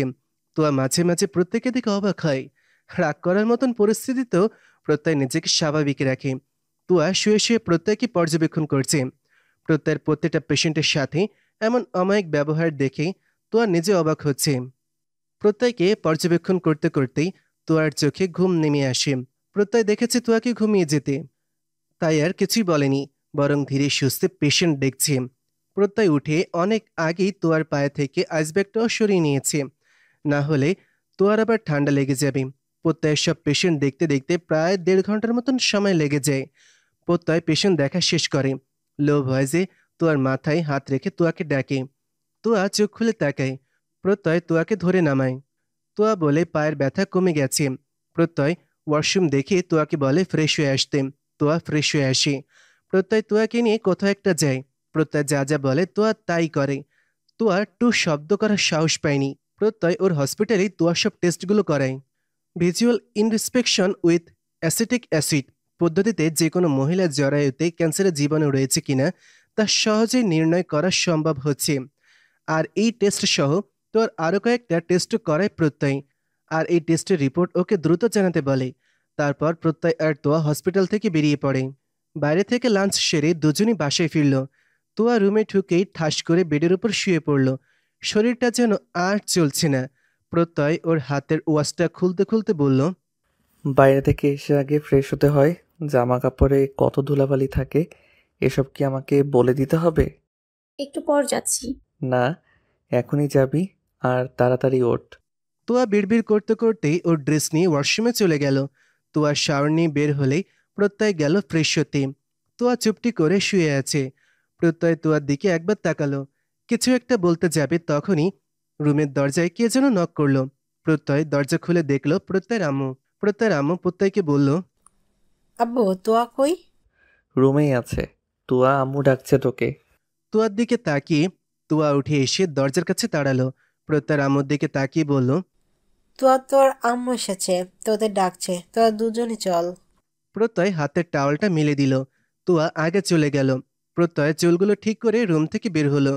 তুয়ার আম্মু গম্ভীর হয়ে বসে আছে। প্রত্যয় গিয়ে সোফাতে বসে মুচকি হেসে ওনার কথা বলল। তুয়ার আম্মু তুয়ার সাথে কথা বলল না, কিন্তু প্রত্যয়ের সাথে স্বাভাবিকভাবেই কথা বলেছে। তুয়ার আম্মু প্রত্যয়ের দিকে তাকিয়ে বলল, আব্বু, আজকে বিকেলে তোমার পরিবার সহ আমাদের বাসায় এসো। তুরাগ আর তিনির বিয়ের ডেট ঠিক করতে আসবে। জি আন্টি। তারপর তুয়ার আম্মু উঠে দাঁড়ালো আর তুয়ার দিকে একবার রাগের চোখে তাকিয়ে বলল, আপনার মতো লোভী আর সুবিধাবাদী মেয়েকে বলার ইচ্ছে আমাদের ছিল না, কিন্তু সমাজে তো বাস করি, তাই না চাইলেও মনের বিরুদ্ধে গিয়েও কিছু করতে হয়। তো আপনিও আসবেন যদি আপনার ইচ্ছে হয়। আপনার তো আবার ক্ষণিকে ক্ষণিকে মত বদলানোর অভ্যাস আছে, যখন তখন পোল্ট্রি খেতেও দ্বিধাবোধ করেন না। তো যদি পারেন আপনার পায়ে ধুলা দিয়ে আসবেন আমার বাসায়, আমাদের আরো ধন্য করে দিয়ে আসবেন। তুয়ার আম্মু দাঁতে দাঁত চেপে তারপর তুয়ার আম্মু চলে গেল আর তুয়া জোরপূর্বক একটা হাসি দিল। চোখের পানি মুছে রুমের দিকে হাঁটা ধরল। মা মেয়ের এমন কথাবার্তা প্রত্যয়ের কাছে ভালো না লাগলেও চুপ করে থাকতে হলো, কারণ এখন পরিস্থিতিই বাধ্য করেছে চুপ থাকতে।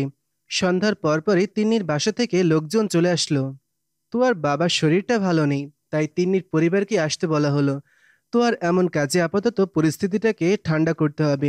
তুয়ার বাবা মা তুরাগের বিয়েটা আগে সম্পূর্ণ করার সিদ্ধান্ত নেন। সন্ধ্যার আজানের পর প্রত্যয় আর তুয়াও চলে এসেছে। বড়রা সবাই কথা বলছে। তুয়া আর তুয়ার আম্মু রান্নাঘরে কাজ করছে। তুয়া ওর আম্মুর সাথে কথা বলার চেষ্টা করছে, কিন্তু তুয়ার আম্মু টু শব্দটা পর্যন্ত করছে না। তুয়া ওর আম্মুর স্বরে আঁচল ধরে বলল, আম্মু, আমার সাথে কথা বলো। তোমার সাথে কথা না বলে আমি থাকতে পারি না। প্লিজ আম্মু, একটু কথা বলো। আমাকে মারো, তাও চুপ করে থেকো না। দাঁতে দাঁত চেপে। তোর এসব অভিনয় করাটা কি এখন খুব জরুরি? তুয়া ওর আম্মুর কথা শুনে আর টু শব্দ করতে পারল না, তাই চুপ করে রান্নাঘরের এক কোণে দাঁড়িয়ে থাকলো। দুইটা বুয়া আর তুয়ার আম্মু রাতের খাবারের ব্যবস্থা করছে। ড্রয়িং রুমে বড়দের মাঝে কথাবার্তা চলছে। প্রত্যয় আর তুরাগ পাশাপাশি বসে আছে। ওরা দুজন বড়দের কথাবার্তা শুনছে। প্রয়োজনে তুই একটা কথা বলছে। তুয়ার বাবা প্রত্যয়ের সাথে পরিচয় করিয়ে দিয়েছে। প্রত্যয় মুচকি হেসে সবার সাথে বিনয়ীভাবে কথা বলল। অল্প সময়ের মধ্যেই প্রত্যয় যেন সবার সাথে মিশে গেছে। ওর কথা বলা আর বিনয়ী ব্যবহারের জন্য দুজন মুখের উপর প্রশংসাও করে ফেলল। প্রত্যয় এবারও মুচকি হেসে ব্যাপারটা কোনো রকমে এড়িয়ে গেল। তিন্নির পরিবার 2 দিন পর ওদের বিয়ের ডেট ফিক্সড করলো। মধ্যখানে মাত্র 2টা দিন, তাতে সবে রাজি হলো। বড়দের খুশ গল্পের মাঝেই 9টার দিকে ডিনারটাও সবাই সেরে ফেলল।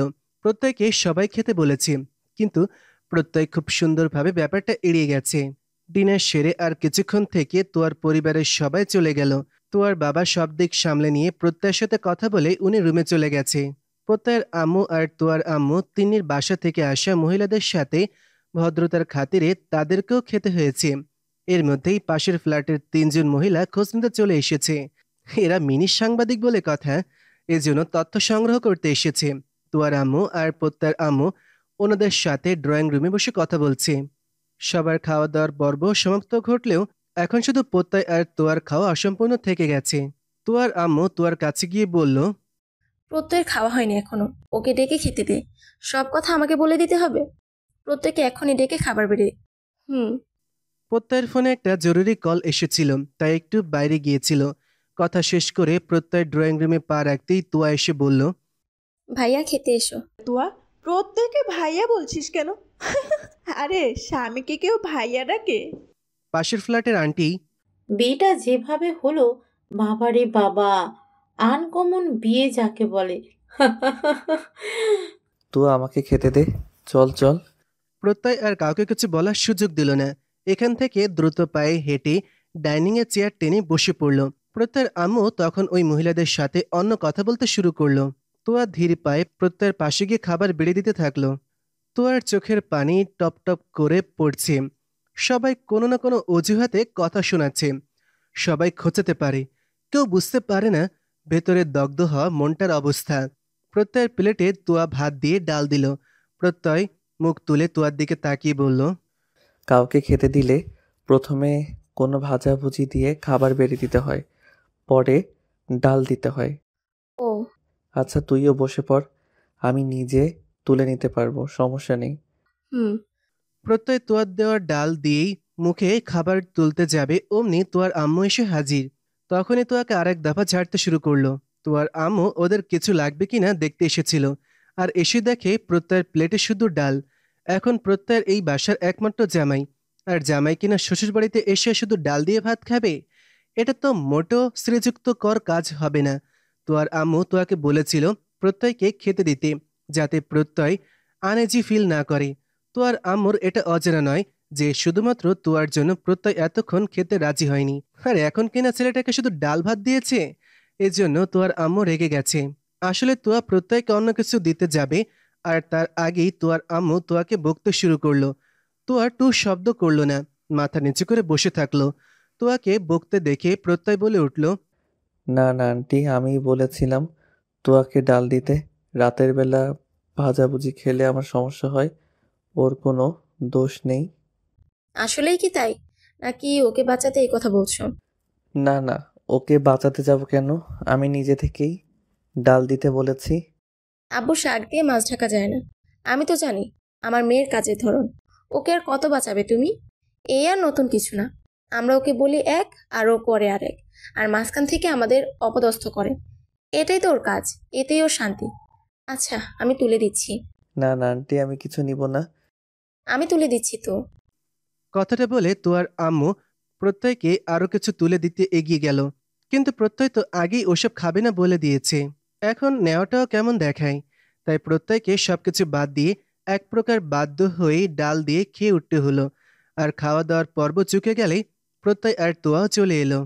তোয়া প্রত্যয়ের আব্বু আম্মুর সাথে টুকটাক কথা বলে রুমে চলে গেল, আর প্রত্যয়ও ওর আব্বু আম্মুর সাথে ড্রয়িং রুমের সোফাতে বসলো। সবাই মিলেই টুকটাক কথা বলছিল। হঠাৎ করে প্রত্যয়ের আম্মু আব্বুর দিকে তাকিয়ে বলল, প্রত্যয়ের বাবাই একটা গল্প শুনবে। হুম হুম, কেন নয়, বলো শুনি। প্রত্যয়ের আম্মু আরাম করে বসেই, এক দেশে একটা রাজার একটা মাত্র রাজপুত্র ছিল। রাজপুত্রটা ছিল খুব শান্ত স্বভাবের, কোনো খারাপ অভ্যেস ওর মধ্যে নেই। তো রাজপুত্রটা তাদের বাবা মায়ের সব কথা শুনতো। যে রাগ ছেলেটার মধ্যে বিদ্যমান থাকলেও সেটা সে কারোর সামনে প্রকাশ করে না, যাকে বলে শান্ত স্বভাবের আর ঠান্ডা ব্রেনের ছেলে।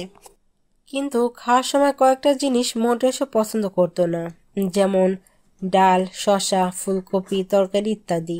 তারপর সেই রাজপুত্র দিন দিন বড় হলো, আর সে একদিন বিয়েও করলো, আর তার শ্বশুর বাড়ি গেল দাওয়াত খেতে। রাজপুত্র যে রাজকন্যাকে বিয়ে করেছে, সে রাজকন্যা তেমন ভালোভাবে কোনো কাজই জানে না। তো সেই রাজকন্যা রাজপুত্রকে খাবার বেড়ে দিচ্ছিল। রাজকন্যা সে সব কাজে আনাড়ি, তাই সে এত কিছু রেখে আগে রাজপুত্রের প্লেটে ডালই দিল। সেই মুহূর্তে রাজকন্যা আম্মু এসে রাজকন্যাকে বকাবকি শুরু করলো।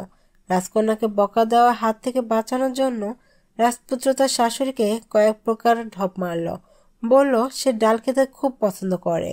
তারপর আর কি, রাজকন্যাকে বকা খাওয়ার হাত থেকে বাঁচাতে গিয়ে রাজপুত্রকে তার অপছন্দের ডাল দিয়েই খেয়ে উঠতে হলো। বাহ, দারুণ গল্প তো। তবে গল্পটা থেকে এটাই বোঝা গেল রাজপুত্রটা বউ পাগল। তা নাহলে এত খাবার রেখে কেউ ডাল দিয়ে খেয়ে ওঠে? বাব্বা, রাজপুত্রের মনে রাজকন্যার জন্য কত ভালোবাসা। আর রাজকন্যার তো দেখছি সোনা বাঁধানো কপাল যে এইরকম রাজপুত্র তার জীবন সঙ্গী। প্রত্যয় লজ্জা পাওয়ার মতন করেই, আম্মু, বাবাই থাক না এসব কথা। আমি তো গল্প বললাম, গল্পটা দারুণ, তাই না রে আব্বু? এই গল্প থেকে কি বোঝা গেল জানিস? এই গল্প থেকে এইটাই বোঝা গেল যে প্রিয় মানুষটার জন্য মাঝে মাঝে অপছন্দনীয় কাজগুলো করতে হয়, আর সেটা আফসোস বা ক্ষোভ থেকে নয়। যদি করতে হয় তাহলে তাকে ভালোবেসে তার ভালোর জন্য করতে হয়। তাহলে যেখানেও খুঁজে পাওয়া যায় একটুকু নিঃস্বার্থ ভালোবাসা। হুম, আচ্ছা আমি গেলাম। আম্মু, বাবাই শুভরাত্রি। আব্বু আম্মু দুজনেই। শুভরাত্রি শুভরাত্রি আব্বু। আব্বু। প্রত্যয় আর ওখানে থাকেনি, বরং দ্রুত পায়ে ওখান থেকে চলে গেল। তবে আসার সময় ওর আব্বু আম্মুর হাসির আওয়াজ ঠিকই শুনতে পেয়েছে। বাবা মা যতই ফ্রি হোক না কেন, তাদের কাছেও কিছু কিছু বিষয় লজ্জা পাওয়াটাও স্বাভাবিক। তবে প্রত্যয়ের এমন কাজে প্রত্যয়ের আম্মু বউ খুব বেশি খুশি হয়েছে। কতজনই বা পারে প্রিয় মানুষটাকে এইভাবে প্রোটেক্ট করতে। প্রত্যয়ের মা বাবা ব্যাপারটাতে খুশি হলেও প্রত্যয়ের আব্বু আম্মুর সামনে একটু লজ্জা পেয়েছে। তোরাগ আর তিনি ফোনালাপে ব্যস্ত। কত কথা চলছে তাদের মধ্যে, কত কল্পনা, কত ইচ্ছা, সেসব দুজন দুজনের কাছে শেয়ার করছে। আর মাঝখানে 2টা দিন ওদের কাছে বছরের সমান। প্রিয় মানুষটাকে কাছে পাওয়ার জন্য মনের ভেতরের এমন ব্যাকুলতা হওয়াটাই বুঝি স্বাভাবিক। প্রত্যয় রুমে গিয়ে দেখে তোয়া ঘুমিয়ে গেছে। প্রতিদিনের মতো আজও হাত পা ছড়িয়ে ছিটিয়ে ঘুমাচ্ছে। প্রত্যয় তোয়ার দিকে তাকিয়ে একটু মুচকি হাসলো আর মনে মনে বলল, ঘুমানোর কি শ্রী? এইভাবে কেউ ঘুমাতে পারে? মেয়ে মানুষ ঘুমাবে সুন্দরভাবে চুপটি করে, তা না করে হাত পা ছড়িয়ে ছিটিয়ে ঘুমাচ্ছে। ঘুমন্ত অবস্থায় দেখে মনে হয় এটাই হচ্ছে পৃথিবীর সবচেয়ে শান্ত মেয়ে। আর জাগ্রত থাকা অবস্থায় কথার কি তেজ! বাবারে বাবা, ধানি লঙ্কা একটা। প্রত্যয় মুচকি হেসে বলে। তারপর প্রত্যয় তোয়াকে সুন্দর করে শুইয়ে দিল। নিজেও এক সাইডে শুয়ে পড়ল। প্রত্যয় তোয়ার মুখের দিকে তাকিয়ে বলল, এই আমার পিচ্ছি বউটা, কবে আমাকে বুঝতে শিখবি তুই? যেদিন যেভাবে সবার সামনে আমার উপর জোর দেখাচ্ছিলি, এমন করে মন থেকে কবে আমাকে চাইবি? কবে বলবি, প্রত্যয় আমি তোমাকে ভালোবাসি? আমি সেই অপেক্ষাতেই আছি রে দুষ্টু বউটা। অনেক অনেক ভালোবাসি তোকে। আমার অবুঝ মনের অনুভূতিটা কিভাবে তোকে বোঝাই? তুই কি ফিল করতে পারিস না আমার নিঃস্বার্থ ভালোবাসাটাকে? তবে শোন, যত কিছুই হয়ে যাক, আমি আছি তোর পাশে আর থাকবো। আমাকে সব সময়, সব পরিস্থিতিতে তোর পাশে পাবি। আই লাভ ইউ আমার দুষ্টু বউটা। এই কয়েকদিন প্রত্যয় সেম কাজটাই করে আসছে। তুয়া ঘুমিয়ে গেলে প্রত্যয় ওর মনের সব কথাগুলো ঘুমন্ত তুয়ার মুখের দিকে তাকিয়ে ভাবে। প্রতিটা ছেলের যেমন তাদের বউকে নিয়ে কিছু আদরের কল্পনা থাকে, প্রত্যয়েরও তেমন কিছু আদরের ইচ্ছা আছে। সেগুলো প্রয়োগ করতে সময়ের অপেক্ষা করাটা ওর জন্য আবশ্যিক হয়ে দাঁড়িয়েছে। এতে প্রত্যয়ের মনে কোনো ক্ষোভ নেই। পরের দিন সকালে প্রত্যয়রা সবাই একসাথে ব্রেকফাস্ট করতে বসেছে। প্রত্যয়ের আম্মু আব্বু টুকটাক কথা বলছে। প্রত্যয়ের সামনে চেয়ারে বসে আছে তোয়া। ব্রেকফাস্ট করতে করতেই তোয়া প্রত্যয়ের দিকে তাকিয়ে বলল, ডক্টর সাহেব, আমাকে একটু সময় দিতে পারবে? আমার একটু বাইরে বের হওয়ার দরকার ছিল। তোয়া মাথা নিচু করে। তোয়ার এমনভাবে সম্বোধন করার ধরন দেখে প্রত্যয় চোখ তুলে তোয়ার দিকে তাকালো। অবাক হওয়ার সাথে সাথে বিষমুখ এলো।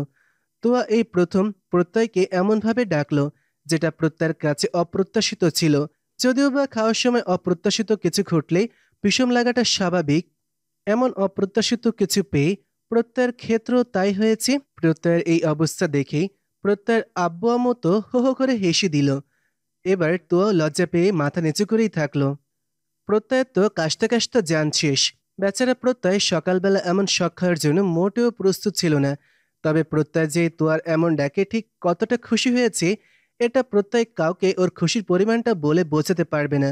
তবে এমন ডাকে কাশতে কাশতেই প্রত্যয়ের মুখের মুচকি হাসির রেখা দেখা গেছে, যেটা তোয়ার চোখ এড়ায়নি। তোয়ার এমন আবদার প্রত্যয় আর না করতে পারেনি। তাই হসপিটালে ফোন দিয়ে জেনে নিল আজকে ওর কোনো পেশেন্টের অ্যাপয়েন্টমেন্ট আছে কিনা। তারপর সব দিক ম্যানেজ করে 10:30-এর দিকে প্রত্যয়, তোয়া, তুরাগ আর তিনি বের হলো। আসলে ওদের বের হওয়ার মেইন উদ্দেশ্য হলো তুরাগ আর তিন্নির বিয়ের শপিং করা। তুরাগ আর প্রত্যয় দুই পাশে বসে আর মাঝখানে বসে তোয়া আর তিন্নি। এটার কারণ যাতে কোনো ছেলে ওদের সংস্পর্শে ঘেঁষতে না পারে। এখানে বোন আর বইয়ের সেফটির ব্যাপারটা তো আছেই।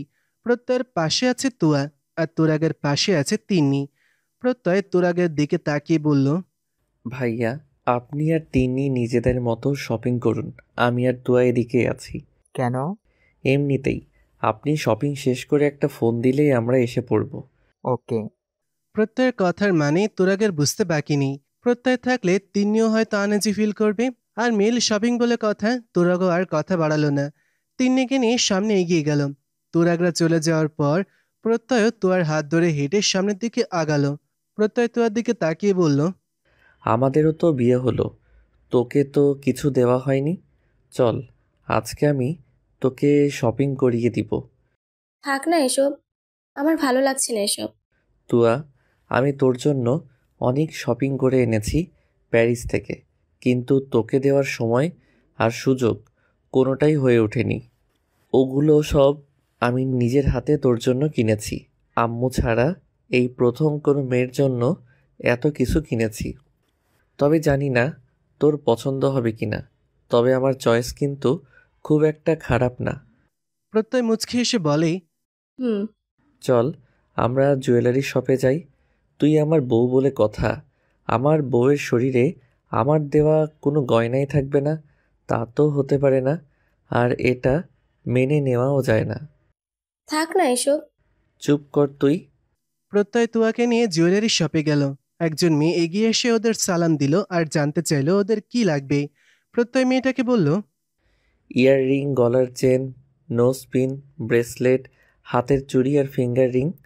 মেয়েটা অবাক হয়ে এগুলোর মধ্যে কোনটা দেখ? প্রত্যয় মুচকি এসে বলে, সবগুলোই দেখান। ওকে ওকে। ওয়েট ম্যাম, পায়ের নুপুরও দেখাবেন?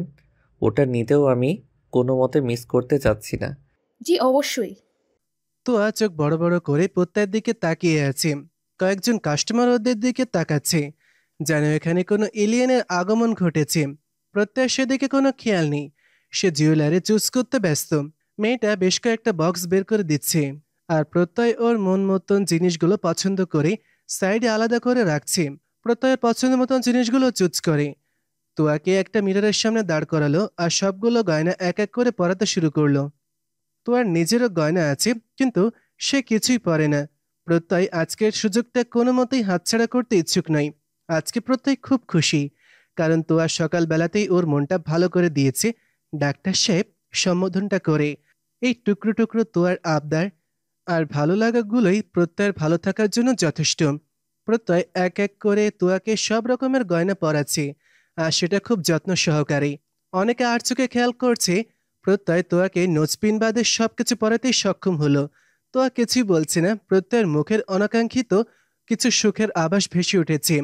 তোয়া দাঁড়িয়ে দাঁড়িয়ে সেই সুখটুকু অবলোকন করছে। প্রত্যয় তোয়ার দিকে তাকিয়ে বলল, সব সিম্পলের মধ্যে চয়েস করেছি। এগুলো আর খুলে রাখার দরকার নেই। এই গয়নাগুলো সবসময় পরে থাকবি। তবে চুড়ি পরতে না চাইলে ব্রেসলেট বা রিংটা যেন থাকে। আপাতত চুড়ি আর নোজপিনটা প্যাক করে নেই, ব্রেসলেটটা হাতেই থাকুক, আর বাকিগুলোও পরেই থাক। আর নূপুরগুলো খুললে তোর খবর আছে, আগেই বলে দিলাম। এসবের কি খুব দরকার ছিল? তুই ডক্টরের বউ বলে কথা, এমন গয়না ছাড়া থাকলে কি চলে? আর আমি আমার বউকে কিছু দিচ্ছি, তাহলে তোকে কেন এত কৈফিয়ত দিব শুনি? একদম বেশি কথা বলবি না। হুম। তোয়া আর কিছু বলল না। প্রত্যয়ের কথা মতন সব মেনে নিল। প্রত্যয় ক্যাশ কাউন্টারের দিকে এগিয়ে গেল। প্রত্যয়ের কাছে আপাতত ক্যাশ নেই, তাই এই কার্ডটা এগিয়ে দিল। দোকানদার দামটা কার্ড থেকে কালেক্ট করে নিল। প্রত্যয় স্বর্ণের মেমোটা সাথে রেখে দিল। প্রত্যয় আর তোয়া ওই শপ থেকে বের হয়ে গেল। একটু ঘোরাঘুরি আর টুকটাক কেনাকাটাও করলো। একটু পর তোরা প্রত্যয়কে ফোন দিল।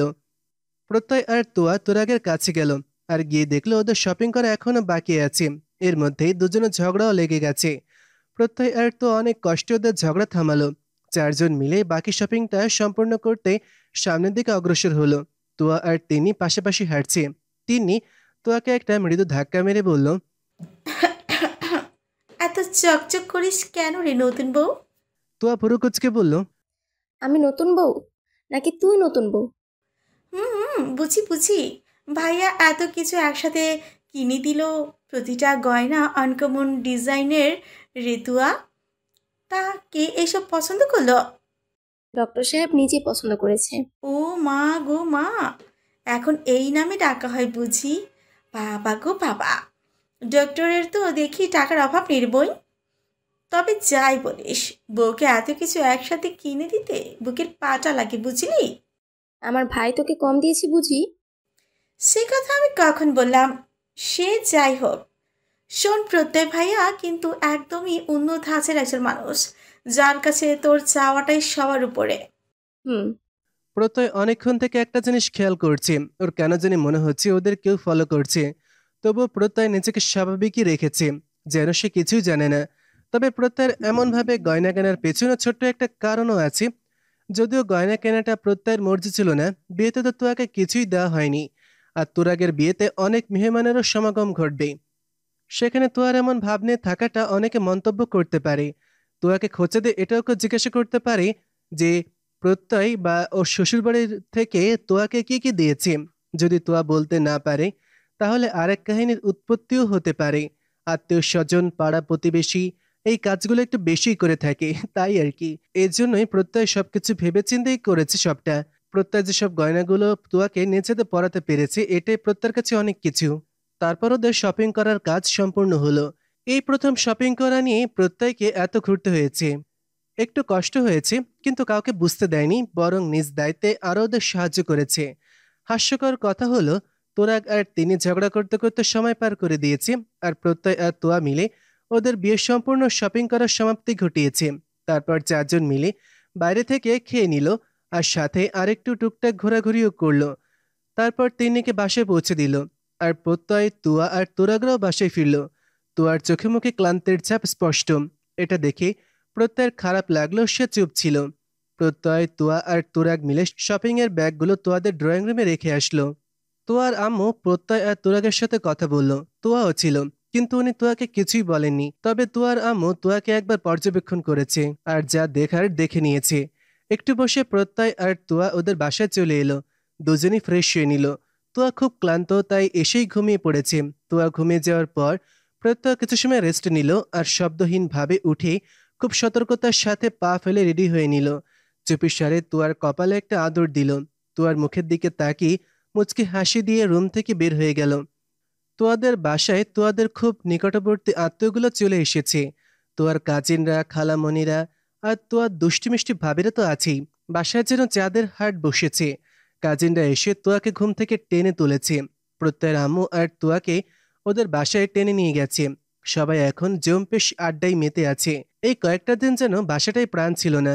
তোয়ার দুইটা কাজিনের বউ আছে, ওনারা মারাত্মক দুষ্টুমি করে, সাথে কাজিনগুলো তো আছেই। তোরাগ ওনাদের ছোট, এজন্য তোরাগের পেছনে লেগেছিল। তোরাগ কাজের অজুহাত দেখিয়ে বের হয়ে গেছে। তোরাগের ঝড় এখন তোয়ার ওপর দিয়ে যাচ্ছে। প্রত্যয়ের নাম দিয়ে তোয়াকে খোঁচাচ্ছে। ওনারা হাবিজাবি কি সব বলছে, আবার ওনারাই হো হো করে বাড়ি মাথায় করছে। তোয়া মুখ বুজে সব চুপচাপ গিলছে। প্রত্যয়ের কেবিনে বসে তোয়ার রিপোর্টগুলো খুব ভালোভাবে পর্যবেক্ষণ করছে। তোয়ার সার্ভিক্যাল ক্যান্সার, এটা একদম ভুল। ওর ওভারিতে চকলেট সিস্ট আছে, এজন্য পিরিয়ডের সমস্যা দেখা দেয়। সিস্টটা একদম ছোট্ট আকৃতির, যেটা মেডিসিনেই ভালো হয়ে যাবে। প্রত্যয় রিপোর্টের দিকে তাকিয়ে গভীরভাবে কিছু একটা ভাবছিল। তখন প্রত্যয়ের ফোনে প্রিয়মের কল আসে। ভাইয়া, রিপোর্ট কবে দেবে? কবে যেন রিপোর্টটা আসার কথা? রিপোর্ট আমার হাতে। আর তুয়ার সেরকম কোনো মারাত্মক কিছু হয়নি, টেনশন করো না। ওই রিপোর্ট ভুল ছিল। যাক, আল্লাহর কাছে লাখ লাখ শুক্রিয়া। আচ্ছা ভাই, রাখছি তাহলে। প্রিয়ম কালকে আমার সাথে দেখা করতে পারবে? একটু জরুরি কথা ছিল। অবশ্যই।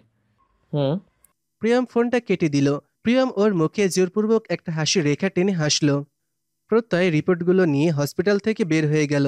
নিজে গাড়ি ড্রাইভ করে একটা জায়গায় গেল। তোয়ার ফোনটা এখন প্রত্যয়ের কাছে, কারণ সেই অদৃশ্য শত্রুর খোঁজ করতে হলে এই ফোনটাই যথেষ্ট। প্রত্যয় আর প্রিয়ম এই খেলার শেষটা দেখেই ছাড়বে। প্রত্যয় 2 ঘন্টা পর ওর কাজ সেরে বাসায় ফিরে গেল। পরের দিন বিকেলে প্রত্যয় আর প্রিয়ম নদীর পাশে বসে আছে। এই নদীর পাড়েই প্রিয়ম আর তুয়া আসতো। প্রত্যয় ও দৃষ্টি শান্ত রেখেই নদীর পানির দিকে তাকিয়ে আছে। প্রিয়মও চুপ করে আছে। প্রত্যয় প্রিয়মের দিকে একটা কাগজ এগিয়ে দিল। প্রিয়ম কাগজটাতে চোখ বুলিয়ে নিল। হতভম্ব হয়ে প্রত্যয়ের দিকে তাকালো। প্রত্যয় এখনো বহু দূরে দৃষ্টি নিক্ষেপ করে আছে। দুজনেই চুপ, দুজনেই যেন কিছু বলার ভাষা হারিয়ে ফেলেছে। প্রত্যয় প্রিয়মের কাঁধে হাত রেখে একদম শান্ত গলায় বলল, তুয়ার ফোনে যে নাম্বার থেকে থ্রেট মেসেজ আসতো, এটা সেই নাম্বারের সব ডিটেলস। আর এই সিমটা তোমার নামে কেনা হয়েছে, অর্থাৎ এটা যে তোমার কেনা, তোমার নামে সিম, এটাই এখানে শো করছে। আজকে তোরাগের গায়ে হলুদ। কাল থেকে প্রত্যয়ের সাথে তোয়ার দেখা হয়নি। তোয়ার কাজিনরা রাতে তোয়াকে প্রত্যয়দের বাসায় আসতে দেয়নি। প্রত্যয় অনেক রাতে বাসায় ফিরেছিল, এজন্য প্রত্যয় আর তোয়াকেও আর ডাকতে পারেনি। এত রাতে তোয়াকে ডাকতে যাওয়ার ব্যাপারটা মোটেও শোভনীয় হবে না। তবে প্রত্যয়ের এই রাতটা খুব খারাপ কেটেছে। সারা রাত প্রত্যয় একটু ঘুমাতে পারেনি। ওর রুমটাও যেন প্রাণহীন হয়ে গেছে। সবকিছু ফাঁকা ফাঁকা লাগছে। তোয়াকে ছাড়া প্রত্যয় অনেক কষ্টে কোনো মতে রাতটাকে পার করেছে। পরের দিন তোয়ার আম্মু সকালবেলাতেই প্রত্যয়ের আম্মুকে ডেকে নিয়ে গেছে।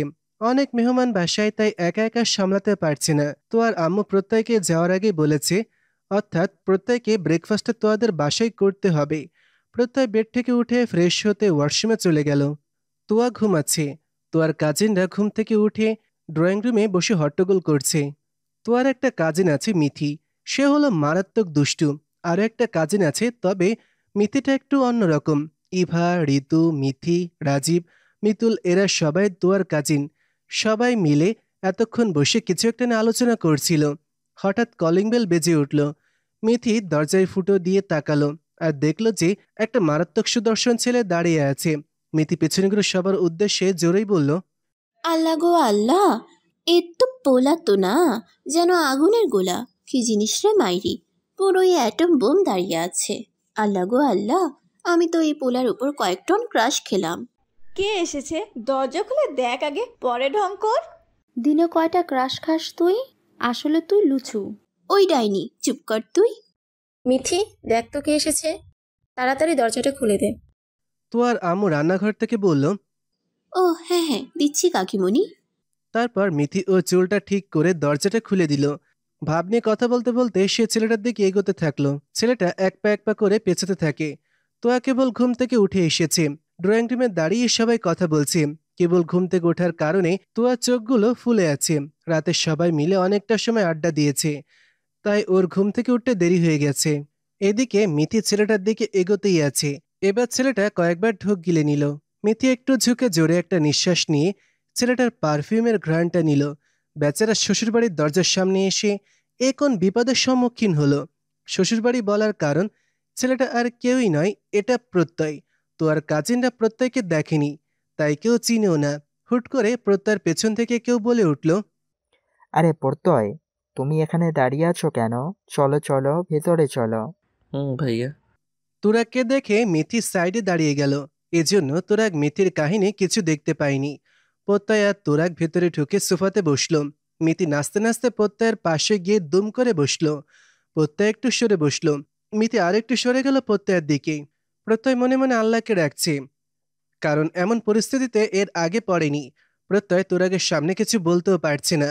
প্রত্যয় এই মেয়েটাকে এর আগেও দেখেনি, এজন্য চিনতেও পারছে না। এমন অসভ্যতামি প্রত্যয়ের মোটেও পছন্দ না। এজন্য প্রত্যয় মনে মনে মেয়েটার ওপর চরম বিরক্ত হলো, কিন্তু সেটা প্রকাশ করল না।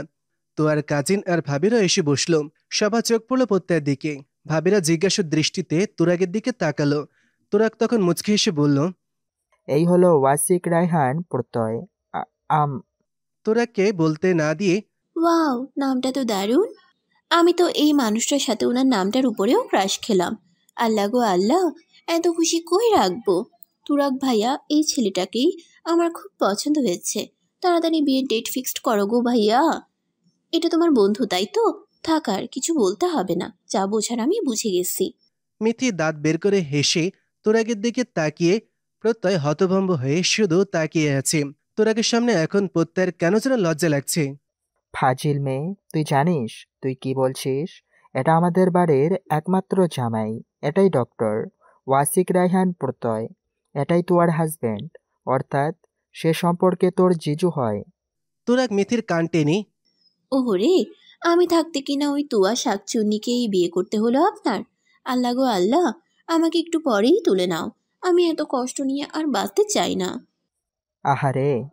মিথির কথা শুনে সবাই হেসে দিল। তুরাগ সবার সাথে প্রত্যয়ের পরিচয় করিয়ে দিল। প্রত্যয় এবার বুঝতে পারল মিথি ওর সম্পর্কে ছোট্ট শালিকা হয়। তখন বুঝতে না পারার জন্য প্রত্যয় একটু কনফিউজড হয়ে গিয়েছিল। পরিচয় করিয়ে দেওয়ার পর প্রত্যয় সবার সাথে কথা বলল।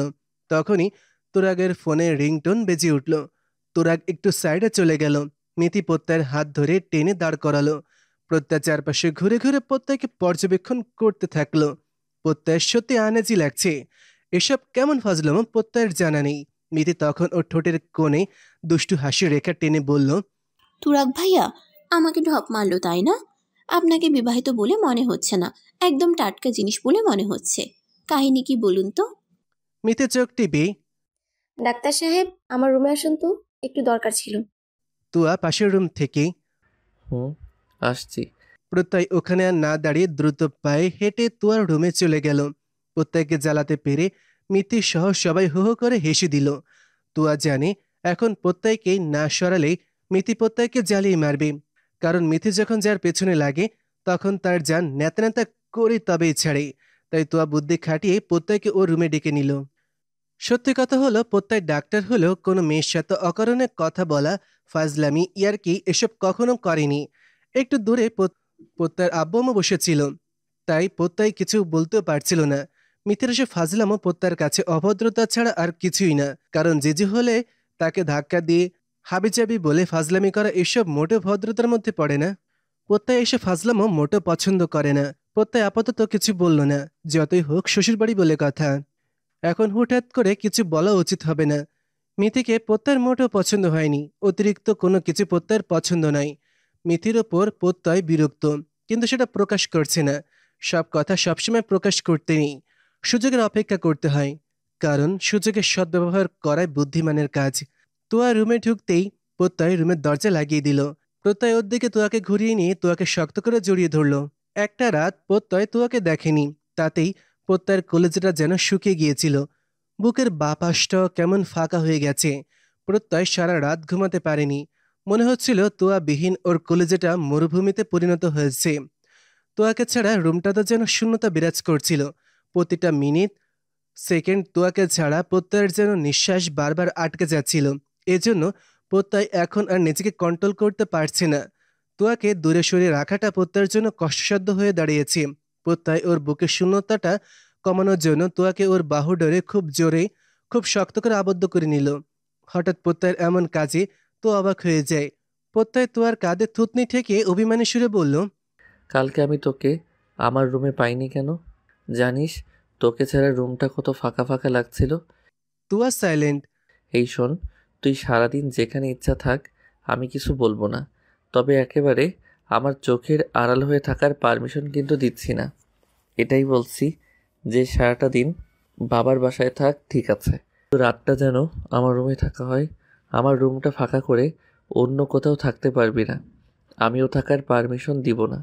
প্রথমবার বলে মাফ করলাম, এই ভুলটা যেন আর না হয়। আম্মু খেতে ডাকছে। এত তাড়া কিসের? আর একটু থাক না এমন করে। জানিস কালকে রাতটা আমি কত কষ্টে পার করেছি। প্রত্যয় জড়িয়ে ধরেই বলে। তুয়া সাইলেন্ট। এমন ভুল আমি আর মেনে নিব না। পরবর্তীতে এমন করলে তোকে কঠিন পানিশমেন্ট পেতে হবে। হঠাৎ দরজায় কড়াঘাতের শব্দে দুজনেই সরে দাঁড়ালো। প্রত্যয় এসে বেডের উপর বসলো। তুয়া দরজা খুলল। মিথিরা আবার হুড়মুড় করে রুমে ঢুকে গেল। তখনই তুয়ার আম্মু সবাইকে খেতে ডাকলো। সবাই খেতে চলে গেল। তুয়া প্রত্যয়ের খাবারটা রুমেই এনে দিল। ওইখানে সবার মধ্যে প্রত্যয় খেতে পারবে না, তাই প্রত্যয়কে খাবার বেড়ে দিয়ে তুয়া পানি আনতে যাচ্ছিল, তখন প্রত্যয় তুয়ার মুখ চেপে ধরে। তুয়ার মুখে খাবার ঢুকিয়ে দিয়ে বলল, কালকে রাতে না খেয়েছিলাম, আমার খুব ক্ষুধা লাগছে। তুই না খেলে তো আমিও খেতে পারবো না। এজন্য তুইও আমার সাথে খাওয়া শুরু কর। আমি আর ওয়েট করতে পারছি না। আর জানিসই তো আমি না খেয়ে থাকলে আমার সমস্যা হয়। তুয়া আর টু শব্দ করল না, বরং প্রত্যয়ের প্লেটে খাবার তুলে দিল। প্রত্যয় তুয়ার মুখে খাবার তুলে দেওয়ার দৃশ্যটা মিথি আড়াল থেকেই ক্যামেরাবন্দি করে নিল। প্রত্যয় জেতের জন্য তুয়াকে প্রত্যয়ের হাতেই খেতে হলো। ওদের খাবার দিতে এসে তুয়ার আব্বু আম্মু এমন দৃশ্য দেখল। ওনারা দুজনেই ছলছল করা চোখের দিকে একবার তাকিয়ে ওখান থেকে সরে গেল। তুয়াকে দূর থেকে ডেকে তুয়ার হাতে প্রত্যয়ের জন্য মিষ্টি পাঠিয়ে দিল। তুরাগের গায়ে হলুদের অনুষ্ঠান, এজন্য সব মেয়েরা হলুদ শাড়ি পরেছে। তুয়া একটা সাদামাটা থ্রি পিস পরে ঘুরে বেড়াচ্ছে। আজকে তুয়ার মুখে হাসি দেখা যাচ্ছে। একমাত্র বেস্টু আর একমাত্র ভাইয়ের বিয়ে বলে কথা। তুয়াকে দেখে প্রত্যয়ের আম্মু জোর করে তুয়াকে বাসায় নিয়ে গেছে। প্রত্যয় এখনো ফেরেনি। ইমার্জেন্সি কল আসায় ওকে হসপিটালে যেতে হয়েছে। প্রত্যয়ের আম্মু তুয়াকে কাছে হলুদ আর সবুজের কম্বিনেশনের একটা লং গোল জামা, চুড়িদার, ওড়না পরতে দিল। এই গরমে শাড়ি পরার দরকার নেই, আর তুয়া শাড়ি সামলাতেও পারবে না। তুয়ার ড্রেসটা নিয়ে ওয়াশরুমে চলে গেল। প্রত্যয়ের আম্মুর দেওয়ার ড্রেসটা তুয়ার একদম সঠিক মাপের হয়েছে। ড্রেসটাতে সুন্দর ডিজাইনও আছে। তুয়ার ড্রেস বদলে আসার পর প্রত্যয়ের আম্মু তুয়াকে একদম সিম্পলভাবে সাজিয়ে দিল। চোখে টানা করে কাজল, ঠোঁটে হালকা চ্যাপস্টিক, আর কপালের সাদা পাথরের ছোট্ট একটা টিপ। প্রত্যয়ের দেওয়া হালকা গয়নাগুলো তো পরেই আছে। সন্ধ্যার আজানের পর প্রত্যয় বাসায় ফিরে আসলো। একটু পর তুরাগের গায়ে হলুদের অনুষ্ঠান শুরু করা হবে। প্রত্যয় ফিরে ওর রুমে গিয়ে ফ্রেশ হয়ে নিল। তখনই তোয়া কফি হাতে রুমে ঢুকলো। প্রত্যয় একবার তোয়ার দিকে তাকিয়ে ওর চুলে চিরুনি করতে ব্যস্ত হয়ে গেল। তোয়া প্রত্যয়ের দিকে কফির মগটা এগিয়ে দিল। প্রত্যয় কফির মগটা নিয়ে পাশের সেন্টার টেবিলের উপর রাখলো। তোয়া চলে যাবে তখন প্রত্যয় সবুজ রঙের পাঞ্জাবির বুকের বোতাম লাগাতে লাগাতে বলল, তোয়া শোন, এদিকে আয়। প্রত্যয় সামনে এসে বলো। প্রত্যয় তোয়ার দিকে ঘুরে দাঁড়িয়ে তোয়ার কপালে ছোট্ট টিপটা তুলে ফেলল। তোয়া ভুরুকুচকে প্রত্যয়ের দিকে জিজ্ঞাসু দৃষ্টিতে তাকালো। তোয়ার এমন দৃষ্টির মানে বুঝতে পেরে প্রত্যয় মুচকে হেসে বলল, প্রতিটা হাজবেন্ডের দায়িত্ব তার বউকে খারাপ নজরের হাত থেকে বাঁচানো।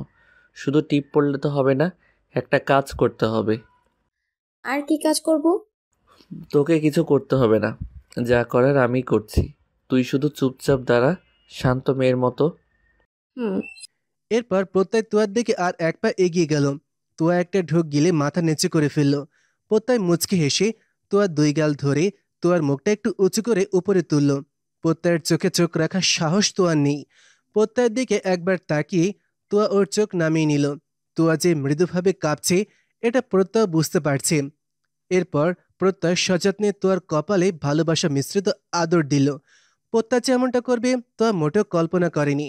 প্রত্যয়ের এমন কাজে তোয়া প্রত্যয়ের দিকে হতভম্ব হয়ে তাকিয়ে আছে।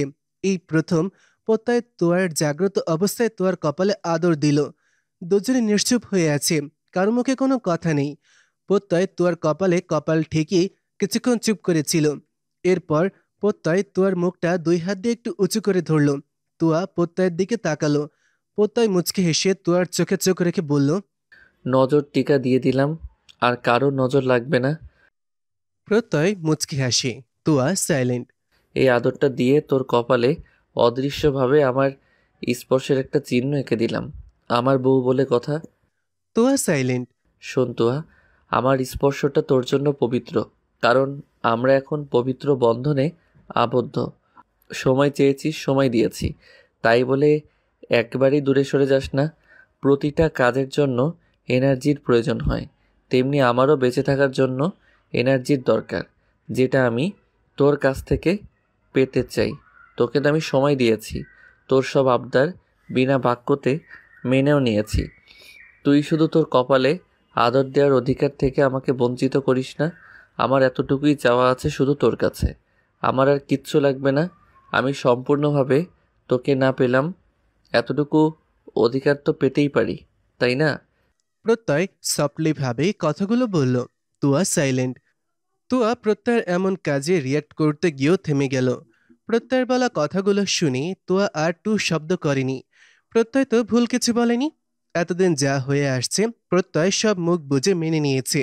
ওর তো এত কিছু সাফার করার কথা না, ওর যাওয়াটুকু তো ভুল না। এই জন্য তোয়া টু শব্দ করতে পারল না। হঠাৎ ওদের দরজায় নক হওয়াতেই প্রত্যয় একটু সরে দাঁড়ালো। তোয়া দ্রুত পায়ে রুম থেকে বের হয়ে গেল। প্রত্যয় তোয়ার পানে তাকিয়ে থাকলো। তোয়ার কাজিনরা এসে তোয়াকে ডেকে নিয়ে গেল।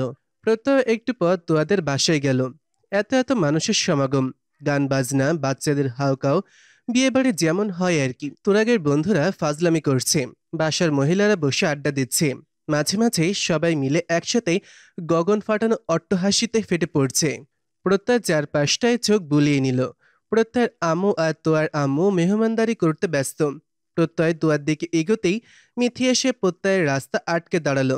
একটু হলেও তো প্রত্যয় মিথির সাথে ধাক্কা খেত। মিথি প্রত্যয়ের দিকে তাকিয়ে বলল, ওহো, সকালে ছিল মেরুন কালার শার্ট, এখন সবুজ পাঞ্জাবি। আল্লাহ গো আল্লাহ, আমি এবার বুঝি মরিয়ে যাব। কপালে হাত রেখে ঢং করে বলল, শালিকা, এত তাড়াতাড়ি মরলে তো হবে না। তুমি মরলে আমাদের জুনিয়রগুলোকে কে সামলাবে? প্রত্যয় মুচকি হেসে বলল, বই গেছে তাদের সামলাতে। মুখ দিয়ে ভেঙচি কেটে বলল, এভাবে বলো না, তুমি ওদের খালামণি বলে কথা। যাই হোক, বললেন না তো আমাকে কেমন দেখাচ্ছে? আমার বউয়ের মতো ন্যাচারাল বিউটি লাগছে না, তোমাকেও মন্দ লাগছে না, চলে আর কি। তবে এই সাজগোজের পরিমাণটা একটু কম হলে আরও ভালো লাগতো। মুখ দিয়ে ভেঙচি কেটে প্রত্যয়কে মৃদু ধাক্কা দিয়ে চলে গেল। প্রত্যয় বিড়বিড় করে, এ কি মেরে বাবা, ধাক্কা মেরে চলে গেল। শালিকারা কি এমন প্যারাময় হয় নাকি? কে জানে। প্রত্যয় এগিয়ে গেল তোরাগের কাছে। তুয়া আর প্রত্যয় একসাথে তুরাগের গায়ে হলুদ ছোঁয়ালো। এরপর তুয়া আর প্রত্যয় ওইখানে কিছুক্ষণ বসলো, কারণ ফটোশুটের একটা ব্যাপার আছে। যদিও অকারণে ছবি তোলার বিষয়টা প্রত্যয়ের মোটেও পছন্দ না, তারপরও পরিস্থিতি মোতাবেক সব মেনে নিতে হয়। সব জায়গায় নাবোধক শব্দটা গুরুত্ব না দেওয়াই শ্রেয়, কারণ প্রতিটা কাজ পরিস্থিতি আর সময় অনুযায়ী করাটাই বুদ্ধিমানের কাজ। প্রত্যয় তুয়ার পাশে দাঁড়িয়েছিল। প্রত্যয়কে নিয়ে তুয়ার ভাবিরা কম ফাজলামি করল না। ওনারা বড়, তাই প্রত্যয় টু শব্দ করেনি। প্রত্যয় মুচকি হেসে সব কথা শুনেছে। তবে ওনাদের কিছু কিছু কথাতে প্রত্যয় আর তুয়া দুজনই লজ্জা পেয়েছে। প্রত্যয়ের এত হট্টগোল ভালো লাগছিল না, তাই তুয়াকে নিয়ে একটা নিলিবিলি জায়গায় এসে দাঁড়ালো। এর মধ্যে হুট করে মিথি কোথা থেকে 2 হাত ভর্তি হলুদ নিয়ে আসলো আর প্রত্যয়ের গালে দিতে যাবে, তখনই প্রত্যয় মিথির 2 হাতের কবজি ধরে ফেলে। প্রত্যয় মিথির দিকে তাকিয়ে বলে, আমার মা আর আমার বউ ছাড়া আমাকে আর কোনো মেয়ে টাচ করুক এটা আমি চাই না। শালিকা বলে ছাড় দিচ্ছি, এর মানে এই নয় যে সব কিছু মেনে নিব। এত অহংকার! একটু হলুদ দিলে আপনার গাল খসে পড়বে বুঝি? যেমনটা ভাবো, তবে অনেকের কথাবার্তা আর কাজের মাঝেও তাদের মন মানসিকতারও প্রকাশ পায়। সত্যি বলতে আমি আমার মতো চলতে পছন্দ করি। নিজের মতো চলাটাকে যদি অহংকার করা বলে তো আমি অহংকারী, এটা মানতে আমার কোনো সমস্যা নেই। বাব্বা তুয়া আপু, তোমার বর তো দেখি মজাও বুঝে না। এ কেমন নিরামিষ টাইপের তোমার বর? মিথি, আমি সরি, কারণ আর 5টা হ্যাংলা জিজুদের মতো গায়ে পড়া স্বভাবের আমি হতে পারলাম না। শালিকাদের সাথে অতিরিক্ত হ্যাংলামি করাটাই বুঝি মজা করা বোঝায়। যাই হোক, আমি তাহলে তোমাদের জিজু হিসেবে বড্ড বেমানান, এজন্য আমি আবারও সরি।